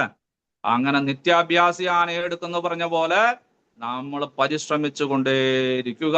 ഇന്നല്ലെങ്കിൽ നാളെ ശരിയാവും. ഇങ്ങനെ പാറക്കല്ലില് ഒരാൾ ഇങ്ങനെ അടിച്ചുകൊണ്ടിരിക്കുകയാണ്, അതിനെ ചെറിയ കഷ്ണങ്ങളാക്കിയിട്ട്. 72ാമത്തെ അടിയിൽ ആ കല്ല് പൊട്ടി എന്ന് വിചാരിച്ച് 72ാമത്തേലാണോ ആ കല്ല് പൊട്ടിയത്? അല്ല. 71 തവണ അടിച്ചപ്പോഴും അതിൻ്റെ ഉള്ളില് വിളവ്, ആ ഒരു വിടവുണ്ടാക്കാനായിട്ട്, വിള്ളലുണ്ടാക്കാനായിട്ട് സാധിച്ചു. അതുകൊണ്ട് 72ാമത്തേൽ ആ കല്ല് പൊട്ടി. അതുപോലെ ഇവിടെ ഭഗവാൻ ഇപ്രകാരം പറഞ്ഞെങ്കിലും, നേരത്തെ പറഞ്ഞു സാധാരണക്കാരനെ കുറിച്ചിട്ടാണ് പറയുന്നത്, അല്ലാണ്ട് ഒരു ഭഗവത്ഗീത വിദ്യാർത്ഥിയെ കുറിച്ചോ അല്ലെങ്കിൽ ഒരു പരിശുദ്ധ ഭക്തനെ കുറിച്ചോ യോഗിയെ കുറിച്ചിട്ടൊന്നല്ല ഇവിടെ പറയണത്. സാധാരണക്കാരനെ കുറിച്ചിട്ട്. കശ്ചിത്, അതാണ് പറഞ്ഞത്. കശ്ചിത്, ഏതോ ഒരാൾ. അതാ പറയണ ഭഗവാൻ. അർജുന, ഏതോ ഒരാൾ, റോട്ടിൽ കൂടെ പോകുന്ന ഒരാള്, ചായ കുടിക്കാൻ പോകുന്ന ആള് ഇതിനെ കുറിച്ച് കാണുന്നു, അല്ലെ? അവിടെ മുടി വെട്ടാൻ പോകുന്ന ഒരാൾ ഇതിനെ കുറിച്ച് കേൾക്കുന്നു, വേറെ സിനിമ കാണാൻ പോകുന്ന ഒരാൾ ഇതിനെ കുറിച്ച് പറയുന്നു. അത്രേ ഉള്ളൂ. സാധാരണക്കാരാണ്. പ്രചാരകന്മാരോ ഭഗവത്ഗീത വിദ്യാർത്ഥികളോ അല്ലെങ്കിൽ ജ്ഞാനികളോ ഒന്നല്ല, സാധാരണക്കാര്. എന്നാൽ ഇവർക്കാർക്കും തന്നെ ഈ ഒരു ആത്മാവിനെ കുറിച്ച് ഒന്നും തന്നെ, ഒരു ചുക്കും തന്നെ അറിയുന്നില്ല അർജുന. അതിനെല്ലാം ആ ആധ്യാത്മിക ഗുരുവിൽ നിന്ന് ജ്ഞാനം സ്വീകരിച്ച് പരിപൂർണ വിശ്വാസത്തോടു കൂടിയിട്ട്, ദൃഢവിശ്വാസത്തോടു കൂടി ആധ്യാത്മിക ഗ്രന്ഥത്തെയും ആധ്യാത്മിക ഗുരുവിനെയും ശരണം പ്രാപിച്ചാൽ മാത്രമേ അത് ലഭിക്കുകയുള്ളൂ. തദ്വിധി പ്രതിപാദേന പരിപ്രശ്നേന സേവയാ ഉപദേശന്തി ജ്ഞാനം ജ്ഞാനിന തത്വദർശിന. തത്വദർശിയായിട്ടുള്ള ഒരു ആധ്യാത്മിക ഗുരുവിനെ ശരണം പ്രാപിച്ച് സേവ കൊണ്ടും വാക്കുകളെ കൊണ്ടുമെല്ലാം അദ്ദേഹത്തിനെ സന്തോഷിപ്പിക്കുകയാണെങ്കിൽ നിങ്ങൾക്ക് ആ ജ്ഞാനം അദ്ദേഹത്തിൽ നിന്ന് ലഭിക്കും. വേറെ യാതൊരു മാർഗമില്ല. നിങ്ങൾ ഈ ഓൺലൈൻ ക്ലാസ്സിലെ ഫാൻ്റെ അടിയിലും AC-യുടെ ഉള്ളിലൊക്കെ ഇരുന്ന് ആ വീഡിയോ ഒക്കെ ഓഫ് ചെയ്ത് കുറെ പണികളിലൊക്കെ ഏർപ്പെട്ട് ചാറ്റ് ചെയ്ത് മെസ്സേജ് അയച്ചത് കൊണ്ടൊന്നും ഇതൊന്നും ഗ്രഹിക്കുവാനായിട്ട് എളുപ്പം കഴിയില്ല എന്ന് ഭഗവാൻ പറയുന്നു. എന്നിട്ട് ഭഗവാൻ 11ാം ശ്ലോകത്തില് ആരംഭിച്ചിട്ടുള്ള തത്വോപദേശം ഇവിടെ ഉപസംഹരിക്കുന്നു. എന്താ ഭഗവാൻ പറയുന്നത് നോക്കാം. ശ്ലോകം 30. ശ്രീ ഭഗവാനുവാച ദേഹി നിത്യമവധ്യോയം ദേഹേ സർവസ്യ ഭാരത തസ്മാത് സർവാണി ഭൂതാനി നത്വം ശോചിതുമർഹസി. ട്രാൻസ്ലേഷൻ, വിവർത്തനം. അല്ലയോ ഭാരത, ദേഹത്തിൽ വസിക്കുന്ന സത്തയായ ദേഹി അനശ്വരനാണ്. അതിനെ വധിക്കുവാൻ ആർക്കും സാധ്യമല്ല. അതുകൊണ്ട് ഏതൊരു ജീവജാലത്തെ കുറിച്ചും നീ വ്യസനിക്കേണ്ടതില്ല. ഭാവാർത്ഥം, ആശയവിശദീകരണം, പർപ്പട്ട്. ഭാവാർത്ഥം എഴുതിയ അഭയചരണാരവിന്ദ ഭക്തിവേദാന്ത സ്വാമി പ്രഭുപാദ് മഹാരാജ് കി ജയ്. ശ്രീ ഭഗവാൻ പരിണാമാതീതനായ ആത്മാവിനെ കുറിച്ചുള്ള വിവരണം ഇവിടെ നിർത്തുകയാണ്. ഭഗവാൻ ശ്രീകൃഷ്ണൻ അനശ്വരനായ ആത്മാവിനെ വിവിധ രീതികളിൽ വർണ്ണിച്ചതിന് ശേഷം ആത്മാവ് നാശരഹിതനും ശരീരം നശ്വരവുമാണെന്ന് സ്ഥാപിക്കുന്നു. ആ വിഷാദഗ്രസ്തനായിട്ടുള്ള മമത്വബോധത്തിൽ ആവേശിതനായിട്ടുള്ള ബന്ധുമിത്രാദികളെ എപ്രകാരം വധിക്കണം, ഉപദ്രവിക്കണമെന്ന് ആലോചിച്ച് തനിക്ക് പാപം വന്നു ചേരുമല്ലോ എന്ന് വളരെയധികം കരഞ്ഞ് കലങ്ങിയ കണ്ണുകളോട് കൂടിയിട്ടിരിക്കുന്ന തൻ്റെ പണിയായുധങ്ങളായിട്ടുള്ള ഗാണ്ഡീവവും ആ അസ്ത്രങ്ങളുമെല്ലാം വലിച്ചെറിഞ്ഞിരിക്കുന്ന അർജുനനോട് പറഞ്ഞു, അർജുന, നീ പണ്ഡിതനെ പോലെ സംസാരിക്കുന്നു. നീ വിഡ്ഢിയാണ്, പമ്പര വിഡ്ഢിയാണ് നീ. കാരണം പണ്ഡിതന്മാർ ജീവിച്ചിരിക്കുന്നവരെ കുറിച്ചോ മരിച്ചവരെ കുറിച്ചോ ദുഃഖിക്കാറില്ല. അശോച്യാനശോചസ്തം പ്രജ്ഞാവാദാംശ്ച ഭാഷസേ ഗദാസൂന ഗദാസൂംശ്ച ന അനുശോചന്തി പണ്ഡിതാഹ എന്ന് ഭഗവാൻ വളരെ ധിക്കാരത്തോടു കൂടിയിട്ട് ഉറക്കെ പ്രഖ്യാപിച്ചപ്പോൾ അർജുനന് കാര്യം മനസ്സിലായില്ല. അർജുനൻ പറഞ്ഞു, എന്തുകൊണ്ടാണ് പണ്ഡിതന്മാർ ദുഃഖിക്കാത്തത്, അതും പറഞ്ഞു തരൂ എന്ന് പറഞ്ഞു. ഭഗവാൻ പിന്നീട് അവിടുന്ന് വിശദീകരിച്ചു. ആ 11 ശ്ലോകം മുതല് വിശദീകരിച്ച് ഇവിടെ 30 ശ്ലോകത്തില് ആ ഒരു സാഖ്യായോഗത്തെ, ആത്മാവിനെയും ശരീരത്തെയും കുറിച്ചിട്ടുള്ള വക തിരിഞ്ഞുള്ള പഠനത്തെ, സമ്യക്കായിട്ടുള്ള പഠനത്തെ, എണ്ണി പട്ടിക തിരിച്ചിട്ടുള്ള പഠനത്തെ ഇവിടെ ഉപസംഹരിക്കുകയാണ്. അർജുന തസ്മാത്, അതുകൊണ്ട് ഭാരതത്തിൽ ജനിച്ചവനെ, ഭരതവംശത്തിൽ ജനിച്ചവനെ, ഇന്ത്യയിൽ ജനിച്ചവനെ, നത്വം ശോചിതും അർഹസി, ഭാരതത്തിൽ ജനിച്ചവർക്ക് ദുഃഖിക്കാൻ അവകാശമില്ല, അർഹതയില്ല. ദീപ്തി പ്രകാശം ജ്ഞാനംരതായാം, അവരെല്ലാം ജ്ഞാനത്തിൽ നൃത്തം ചെയ്യുന്നവരാണ്, പ്രകാശത്തിൽ നൃത്തം ചെയ്യുന്നവരാണ്, പുണ്യത്തിൽ നൃത്തം ചെയ്യുന്നവരാണ്. ഇരുട്ടില് അധമപ്രവൃത്തികൾ ചെയ്യുന്നവരല്ല, പിന്നിൽ നിന്ന് കുത്തുന്നവരല്ല. ഇതാണ് ഉദ്ദേശിക്കുന്നത്. അങ്ങനെയുള്ള പ്രകാശത്തിലും സന്തോഷത്തിലും നൃത്തം ചെയ്യുന്നവനെ ദേഹി നിത്യം അവദ്യ അയം, അയം ഇവന്, ആരാണ്? ഈ ആത്മാവിനെ, അയം ഏനം. ഇതൊക്കെയും പറയുന്നത് ആരെ കുറിച്ചാണ്? ജീവാത്മാവിനെ കുറിച്ച്. കഴിഞ്ഞ ശ്ലോകങ്ങളിലെല്ലാം വിശദീകരിച്ച ആ ജീവഗണത്തെ കുറിച്ച്, ജീവാത്മാവിനെ കുറിച്ച്. ദേഹി ദേഹത്തിന്റെ ഉടമയായവനെ കുറിച്ച്, ശരീരി ശരീരത്തിന്റെ ഉടമയായവനെ കുറിച്ച്. ദേഹി ദഹ്യതേ ഇതി ദേഹ, ദേഹം ദഹിക്കുന്നതാണ്, ചൂടാകുന്നതാണ്, കത്തിപ്പോകുന്നതാണ്. പക്ഷെ അതിൻ്റെ ഉള്ളിലിരിക്കുന്ന ആത്മാവ് ദേഹി ഒന്നും തന്നെ ഉണ്ടാകില്ല. ശരീരം ശീര്യതേ, അത് ജീർണിക്കുന്നതാണ്, വ്യയം സംഭവിക്കുന്നതാണ്, ദുർഗന്ധം വമിക്കുന്നതാണ്, ചീഞ്ഞളിയുന്നതാണ്.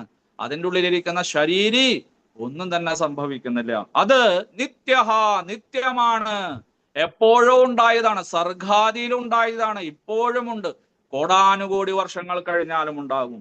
അവദ്യഹ, അവനെ വധിക്കാൻ സാധിക്കില്ല, അവനെ വധിപ്പിക്കാനും സാധിക്കില്ല, കൊല്ലാനോ കൊല്ലിപ്പിക്കാനോ സാധിക്കില്ല. കാരണം എന്താണ്?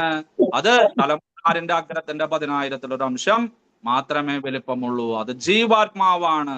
അച്ഛേദ്യോ യമദാഹ്യോ യമക്ലേദ്യോ ശോഷ്യേവച, അതിനെ ശോഷിപ്പിക്കാനോ ജീർണിപ്പിക്കാനോ വെയിപ്പിക്കാനോ ഛേദിപ്പിക്കാനോ ചൂടാക്കാനോ പൊട്ടിത്തെറിപ്പിക്കാനോ കഷ്ണങ്ങളാക്കാനോ ഒന്നും സാധ്യമല്ല. ദേഹേ, ഈ ദേഹത്തിൽ സ്ഥിതി ചെയ്യുന്ന അവനെ, ദേഹിയെ സർവസ്യ, യാതൊന്നിന്റെയും, ഏത് ലോകങ്ങളിലുള്ളതായാലും എവിടെയുള്ളതായാലും ഒന്നും തന്നെ ചെയ്യാൻ സാധിക്കില്ല, യാതൊരു ജീവികളുടെയും. ഇനി നിന്റെ മുത്തച്ഛന്റെ കാര്യമല്ല, അല്ല നിന്റെ അധ്യാപകരുടെ കാര്യമല്ല, അല്ല നിന്റെ ബന്ധുമിത്രാദികളുടെ കാര്യമല്ല, ഈ ആനയുടെയും കുതിരയുടെയും പക്ഷികളുടെയും ഒന്നും തന്നെ ആത്മാവിനെ ഒന്നും തന്നെ ചെയ്യാൻ സാധിക്കില്ല. തസ്മാത്, ഈ കാരണങ്ങളെ കൊണ്ട് സർവാണി ഭൂതാനെ, യാതൊരു ചരാചരത്തെ കുറിച്ചും യാതൊരു ജീവജാലത്തെ കുറിച്ചും ത്വം, നീ ശോചിതും, ദുഃഖിക്കുവാൻ, ശോചിക്കുവാൻ, വ്യസനിക്കുവാൻ നാ അർഹിക്കേണ്ടതില്ല. കാരണം ജനിച്ചാൽ ഒരിക്കൽ മരിക്കണം, മരിച്ചാൽ ഒരിക്കൽ ജനിക്കണം. അല്ല, ആത്മാവിന് ജനനവുമില്ല മരണവുമില്ല, അത് നിരവയവമാണ്, അത് ഉണ്മയാണ്, അത് ശാശ്വതനാണ്, അത് പുരാണനാണ്, അപരിമേയനാണ്, അത് സ്ഥാണുവാണ്, അവ്യയനാണ്. അതുകൊണ്ട് നാശരഹിതനായിട്ടുള്ള ആ ജീവാത്മാവിനെ കുറിച്ച് നീ എന്തിന് ചിന്തിച്ച് വ്യസനിച്ച് പരിതപിച്ച് സമയം കളയുന്നു? എഴുന്നേൽക്കൂ, നിന്റെ സ്വധർമ്മത്തെ ആചരിക്കൂ. തസ്മാത് യുദ്ധസ്യ ഭാരത, നീ യുദ്ധം ചെയ്താലും യുദ്ധമാണ് നിനക്ക് അനിവാര്യമായത്, യുദ്ധമാണ് നിന്റെ സ്വധർമ്മം. സ്വധർമ്മം നിധനം ശ്രേയ, നിന്റെ ആ ഒരു കർമ്മത്തെ, ധർമ്മത്തെ നല്ല പോലെ ആചരിച്ച് അനുഷ്ഠിച്ചുകൊണ്ട്, യാതൊരു ഫലാസക്തിയുമല്ലാതെ കർമ്മം ചെയ്തുകൊണ്ട് നീ ആ പരമപദത്തെ പൂകിയാലും അർജുന എന്ന് പറഞ്ഞ് ഭഗവാൻ ഇവിടെ ഈ ഒരു സാഖ്യായോഗത്തെ ഇവിടെ ഉപസംഹരിച്ചിരിക്കുന്നു. ഈ ഒരു വിഷയമാണ് ഇനിയുള്ള 16 അധ്യായങ്ങളിൽ നമ്മൾ കാണാൻ പോകുന്നത്.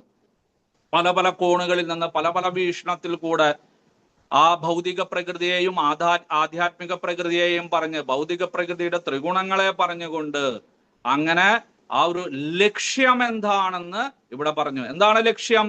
മുക്തി, മോക്ഷം, പരമപദപ്രാപ്തി, ഗോലോക വൃന്ദാവന പ്രാപ്തി, വൈകുണ്ഠ പ്രാപ്തി. ഇതാണ് നമ്മുടെ ലക്ഷ്യം. ഇനി എന്താണ് മാർഗം? ലക്ഷ്യം മാത്രം പറഞ്ഞിട്ട് കാര്യമില്ലല്ലോ. എന്താ കുട്ടിയുടെ ലക്ഷ്യം? എനിക്ക് MBBS എടുക്കണം, എനിക്ക് എഞ്ചിനീയർ ആകണം. ശരി, അതിനുള്ള മാർഗങ്ങൾ നോക്കിക്കോളൂ, അല്ലെ? നല്ല അതിനുള്ള കോച്ചിങ് ക്ലാസ്സിൽ കയറിക്കോളൂ, അല്ലെ? അങ്ങനെ പറയും നമ്മള്. അപ്പോ ലക്ഷ്യം ആദ്യം ഉണ്ടായിരിക്കണം, പിന്നെ മാർഗത്തിലേക്ക് പ്രവേശിക്കണം. എവിടേക്ക് പോകണം? ഒരു ലക്ഷ്യം ഉണ്ടായിരിക്കണം. എവിടേക്കാണ് ഈ വെക്കേഷനിൽ പോകേണ്ടത്? വൃന്ദാവനത്തിലേക്കാണോ പോകേണ്ടത്? അത് ദ്വാരകയിലേക്കാണോ? അത് ചാർധാമിലേക്കാണോ? അത് മായാപൂരിലേക്കാണോ? അത് ജഗന്നാഥപുരിയിലേക്കാണോ? അത് ശ്രീ പത്മനാഭസ്വാമിയുടെ അടുത്തേക്കാണോ? നിങ്ങൾക്കൊരു ലക്ഷ്യം ഉണ്ടായിരിക്കണം ആദ്യം. പിന്നെ നമ്മൾ എന്താ ആരായണം? മാർഗം. എങ്ങനെ പോകണം, എപ്പോൾ പോകണം, ആരുടെ കൂടെ പോകണം. അതുപോലെ ഇവിടെ ഭഗവാൻ ആദ്യം ലക്ഷ്യത്തെ സാധൂകരിക്കുന്നു. ലക്ഷ്യം എന്താണ്? ശാന്തി, സമാധാനം, മോക്ഷം, മുക്തി, ശ്രേയസ്. ഇനി അതിനെക്കുറിച്ചുള്ള മാർഗം പറഞ്ഞു കൊടുക്കുന്നു. മാർഗം പറഞ്ഞില്ലെങ്കിൽ എന്താ പ്രയോജനം, അല്ലെ? ഒരു വൈദ്യര് പറഞ്ഞു, അല്ലെങ്കിൽ ഒരു ഡോക്ടർ പറഞ്ഞു, ഈ മരുന്ന് കഴിച്ചാൽ നിന്റെ അസുഖം പൂർണ്ണമായിട്ടും ഭേദമാവും. ഏതു മരുന്നാണ്, എങ്ങനെ കഴിക്കണം, എപ്പോൾ കഴിക്കണം, എവിടെ കിട്ടും, അതും അറിയണം. എന്നാൽ മാത്രമേ അത് പൂർണ്ണത വരികയുള്ളൂ, പരിപൂർണത വരികയുള്ളൂ. അതുപോലെ ഭഗവാൻ അവിടെ ലക്ഷ്യത്തെ കുറിച്ച് പറഞ്ഞു. ഇനി സാഖ്യായോഗത്തിലൂടെ, കർമ്മയോഗത്തിൽ കൂടെ, ധ്യാനയോഗത്തിൽ കൂടെ, ജ്ഞാനയോഗത്തിൽ കൂടെ, ഭക്തിയോഗത്തിൽ കൂടെ ആ ഒരു ലക്ഷ്യത്തെ പ്രാപിക്കുവാനുള്ള മാർഗങ്ങള് ഭഗവാൻ വളരെ ലളിതമായി വിശദമായിട്ട് പറഞ്ഞു തരുന്നു. അതാണ് ഭഗവത്ഗീത. ഇത് ശ്രീമദ് ഭഗവത്ഗീതാസു ഉപനിഷത്സു ബ്രഹ്മവിദ്യായാം. ഇത് ബ്രഹ്മവിദ്യയാണ്. ഇത് നിങ്ങളുടെ ലക്ഷ്യം പറഞ്ഞു തരുന്നതാണ്. ബ്രഹ്മവിദ്യയാണ്. യോഗശാസ്ത്രേ, ആ ലക്ഷ്യത്തെ പ്രാപിക്കുവാനുള്ള ഉപായത്തെ, മാർഗത്തെ കൂടി പറഞ്ഞു തരുന്നു. അതുകൊണ്ട് ഇത് യോഗശാസ്ത്രമാണ്, രണ്ടും കൂടിയതാണ്. വേറെ ഗ്രന്ഥങ്ങളിലൊന്നും ഇത് കാണാൻ സാധിക്കുകയില്ല. മഹാപുരാണങ്ങളോ ഉപപുരാണങ്ങളോ യോഗശാസ്ത്രങ്ങളോ വേറെ എന്ത് തന്നെ പരിശോധിച്ചാലും അതില് ലക്ഷ്യത്തെ കുറിച്ച് പറഞ്ഞു തരും, മാർഗത്തെ കുറിച്ച് പറയുന്നില്ല. പക്ഷെ ഭഗവത്ഗീതയില് പകുതിയില് ലക്ഷ്യത്തെ കുറിച്ചും പകുതിയില് മാർഗത്തെ കുറിച്ചും പറഞ്ഞു തരുന്നു. അതുകൊണ്ട് എല്ലാവരും ഈ പുരുഷോത്തമ മാസമാണ്, ഭഗവത്ഗീതയെ ശരണം പ്രാപിക്കുക. തസ്മാത്, ഈ കാരണങ്ങളെ കൊണ്ട്, എല്ലാ കാരണങ്ങളെ കൊണ്ടും, ഏകം ദേവകീ പുത്രഗീതം, ആ ദേവകീ പുത്രൻ എഴുതിയിട്ടുള്ള ഏകമായിട്ടുള്ള ഈ ഭഗവത്ഗീത എന്ന ശാസ്ത്രത്തെ നിങ്ങൾ ശരണം പ്രാപിക്കൂ. അങ്ങനെയാണെങ്കിൽ നിങ്ങൾക്ക് തീർച്ചയായിട്ടും നിങ്ങൾക്ക് ആ പരമപദത്തെ പ്രാപിക്കാനായിട്ട് സാധിക്കും. നിങ്ങൾക്കേ സാധിക്കുള്ളൂ. കാരണം നിങ്ങൾ ഭഗവാനെ ശരണം പ്രാപിച്ചവരാണ്. വിലയേറിയ സമയം ഭഗവാന് വേണ്ടിയിട്ട് ചെലവഴിക്കുന്നവരാണ്. നിങ്ങളുടെ ആധ്യാത്മികമായിട്ടുള്ള ഉന്നതിക്ക് വേണ്ടിയിട്ട് സർവ്വതും ത്യജിച്ചുകൊണ്ട് ആ വിരക്തിയോട് കൂടിയിട്ട് നിങ്ങളുടെ മുഴുവൻ സമയവും ഇതിനു വേണ്ടിയിട്ട് വിനിയോഗിച്ചവരാണ്. നിങ്ങൾ എന്തുകൊണ്ടും അതിന് അർഹരാണ്. അതുകൊണ്ട് എല്ലാവർക്കും ശ്രീ പത്മനാഭസ്വാമിയുടെയും ഗുരുവായൂരപ്പന്റെയും എല്ലാ അനുഗ്രഹം ഉണ്ടാവട്ടെ. എല്ലാവരും നല്ല പോലെ വായിക്കുക. ഇത് കഴിഞ്ഞ ഉടനെ തന്നെ 5 മിനിറ്റ് കഴിഞ്ഞാൽ ഉടനെ തന്നെ നിങ്ങൾ ആ ശ്രീ ഭഗവാനുവാച വേഗം തന്നെ വായിക്കുക. 10 മിനിറ്റ്. അത് കഴിഞ്ഞ് ഉച്ചയ്ക്ക് ഭക്ഷണം കഴിക്കുന്ന സമയത്ത് കൈയും കാലും കഴുകിയില്ലെങ്കിലും ഒന്നും കുഴപ്പമില്ല, വീണ്ടും ഒരു 10 മിനിറ്റ് വായിക്കുക. വൈകുന്നേരം 10 മിനിറ്റ്. അങ്ങനെ അടുത്ത ശനിയാഴ്ച ആകുമ്പോഴേക്കും നിങ്ങൾ ഈ ശ്ലോകങ്ങളെല്ലാം മനഃപ്പാഠമാക്കുക. നിങ്ങൾ തന്നെ പറയും, ഈ ഒരു ചെറിയ നിസാര കാര്യമാണോ പ്രഭു വലിയൊരു കാര്യമായിട്ട് പറഞ്ഞു തരുന്നത്? അദ്ദേഹത്തിനേക്കാളും നല്ല രീതിയിൽ ഞങ്ങൾക്ക് ക്ലാസ് എടുക്കാൻ പറ്റും. ആദികർത്താ പ്രഭു ഞങ്ങൾക്കൊരു സാഹചര്യം തരൂ, ഞങ്ങൾക്കൊരു അവസരം തരൂ. രാജരാജേന്ദ്ര പ്രഭുവിനേക്കാളും നല്ല പോലെ ഞങ്ങൾ എടുത്ത് കാണിച്ചു തരാം.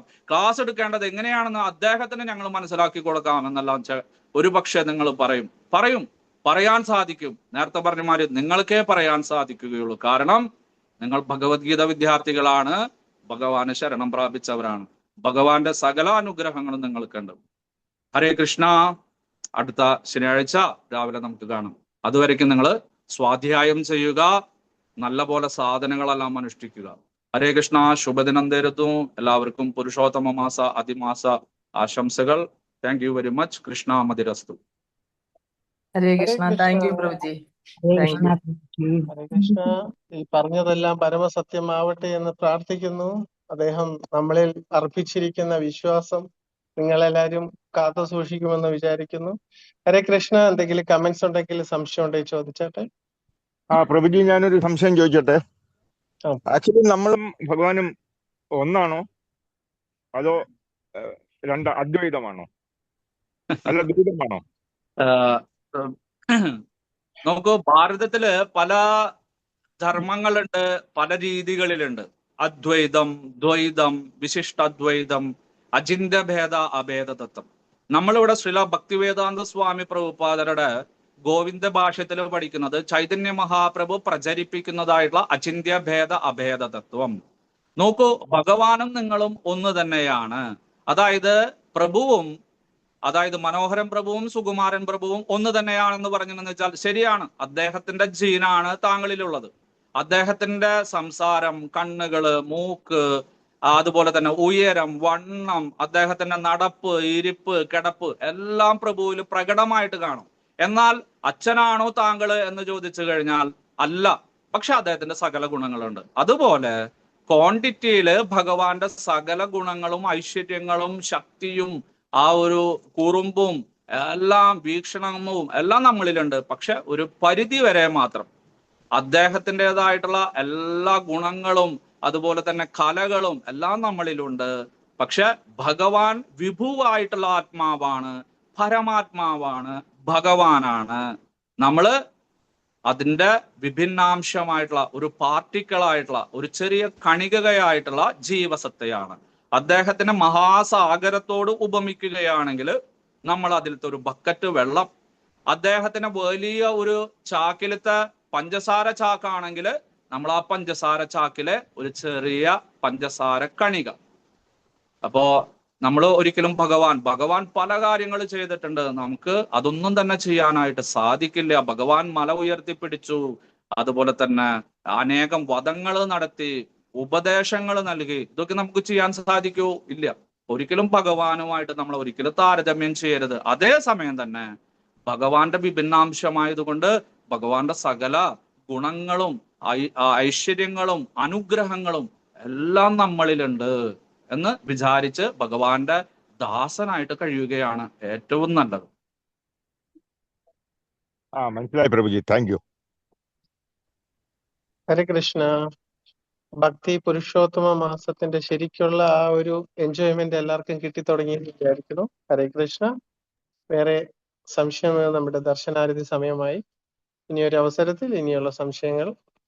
ഹരേ കൃഷ്ണ. പ്രഭുജിക്ക്, പ്രഭുജിയുടെ കുടുംബത്തിനും വേണ്ടി നമ്മൾ അതിരോപൂർവ്വം 2 പ്രാവശ്യം ഹരേ കൃഷ്ണ മഹാമന്ത്രം പറഞ്ഞു വൈൻഡപ്പ് ചെയ്യാം. ഹരേ ഹരേ കൃഷ്ണ ഹരേ കൃഷ്ണ കൃഷ്ണ കൃഷ്ണ ഹരേ ഹരേ രാമ ഹരേ രാമ രാമ രാമ ഹരേ ഹരേ കൃഷ്ണ കൃഷ്ണ കൃഷ്ണ ഹരേ കൃഷ്ണ ഹരേ രാമ രാമ രാമ ഹരേ ഹരേ വംശകൽപതരൂപേക്ഷ വൈഷ്ണവേഭ്യോ നമോ നമ. അനേകോടി വൈഷ്ണവൃന്ദಕ್ಕೆ ഹരിനാമ സംകീർത്തനയജ്ഞಕ್ಕೆ ഹരേ കൃഷ്ണ മഹാമന്ത്രಕ್ಕೆ ശ്രീല പ്രഭുപാദಕ್ಕೆ जय श्री अनंत पद्मनाभ स्वामी की जय. हरे कृष्णा. हरे कृष्णा. प्रभु जी धन्यवाद.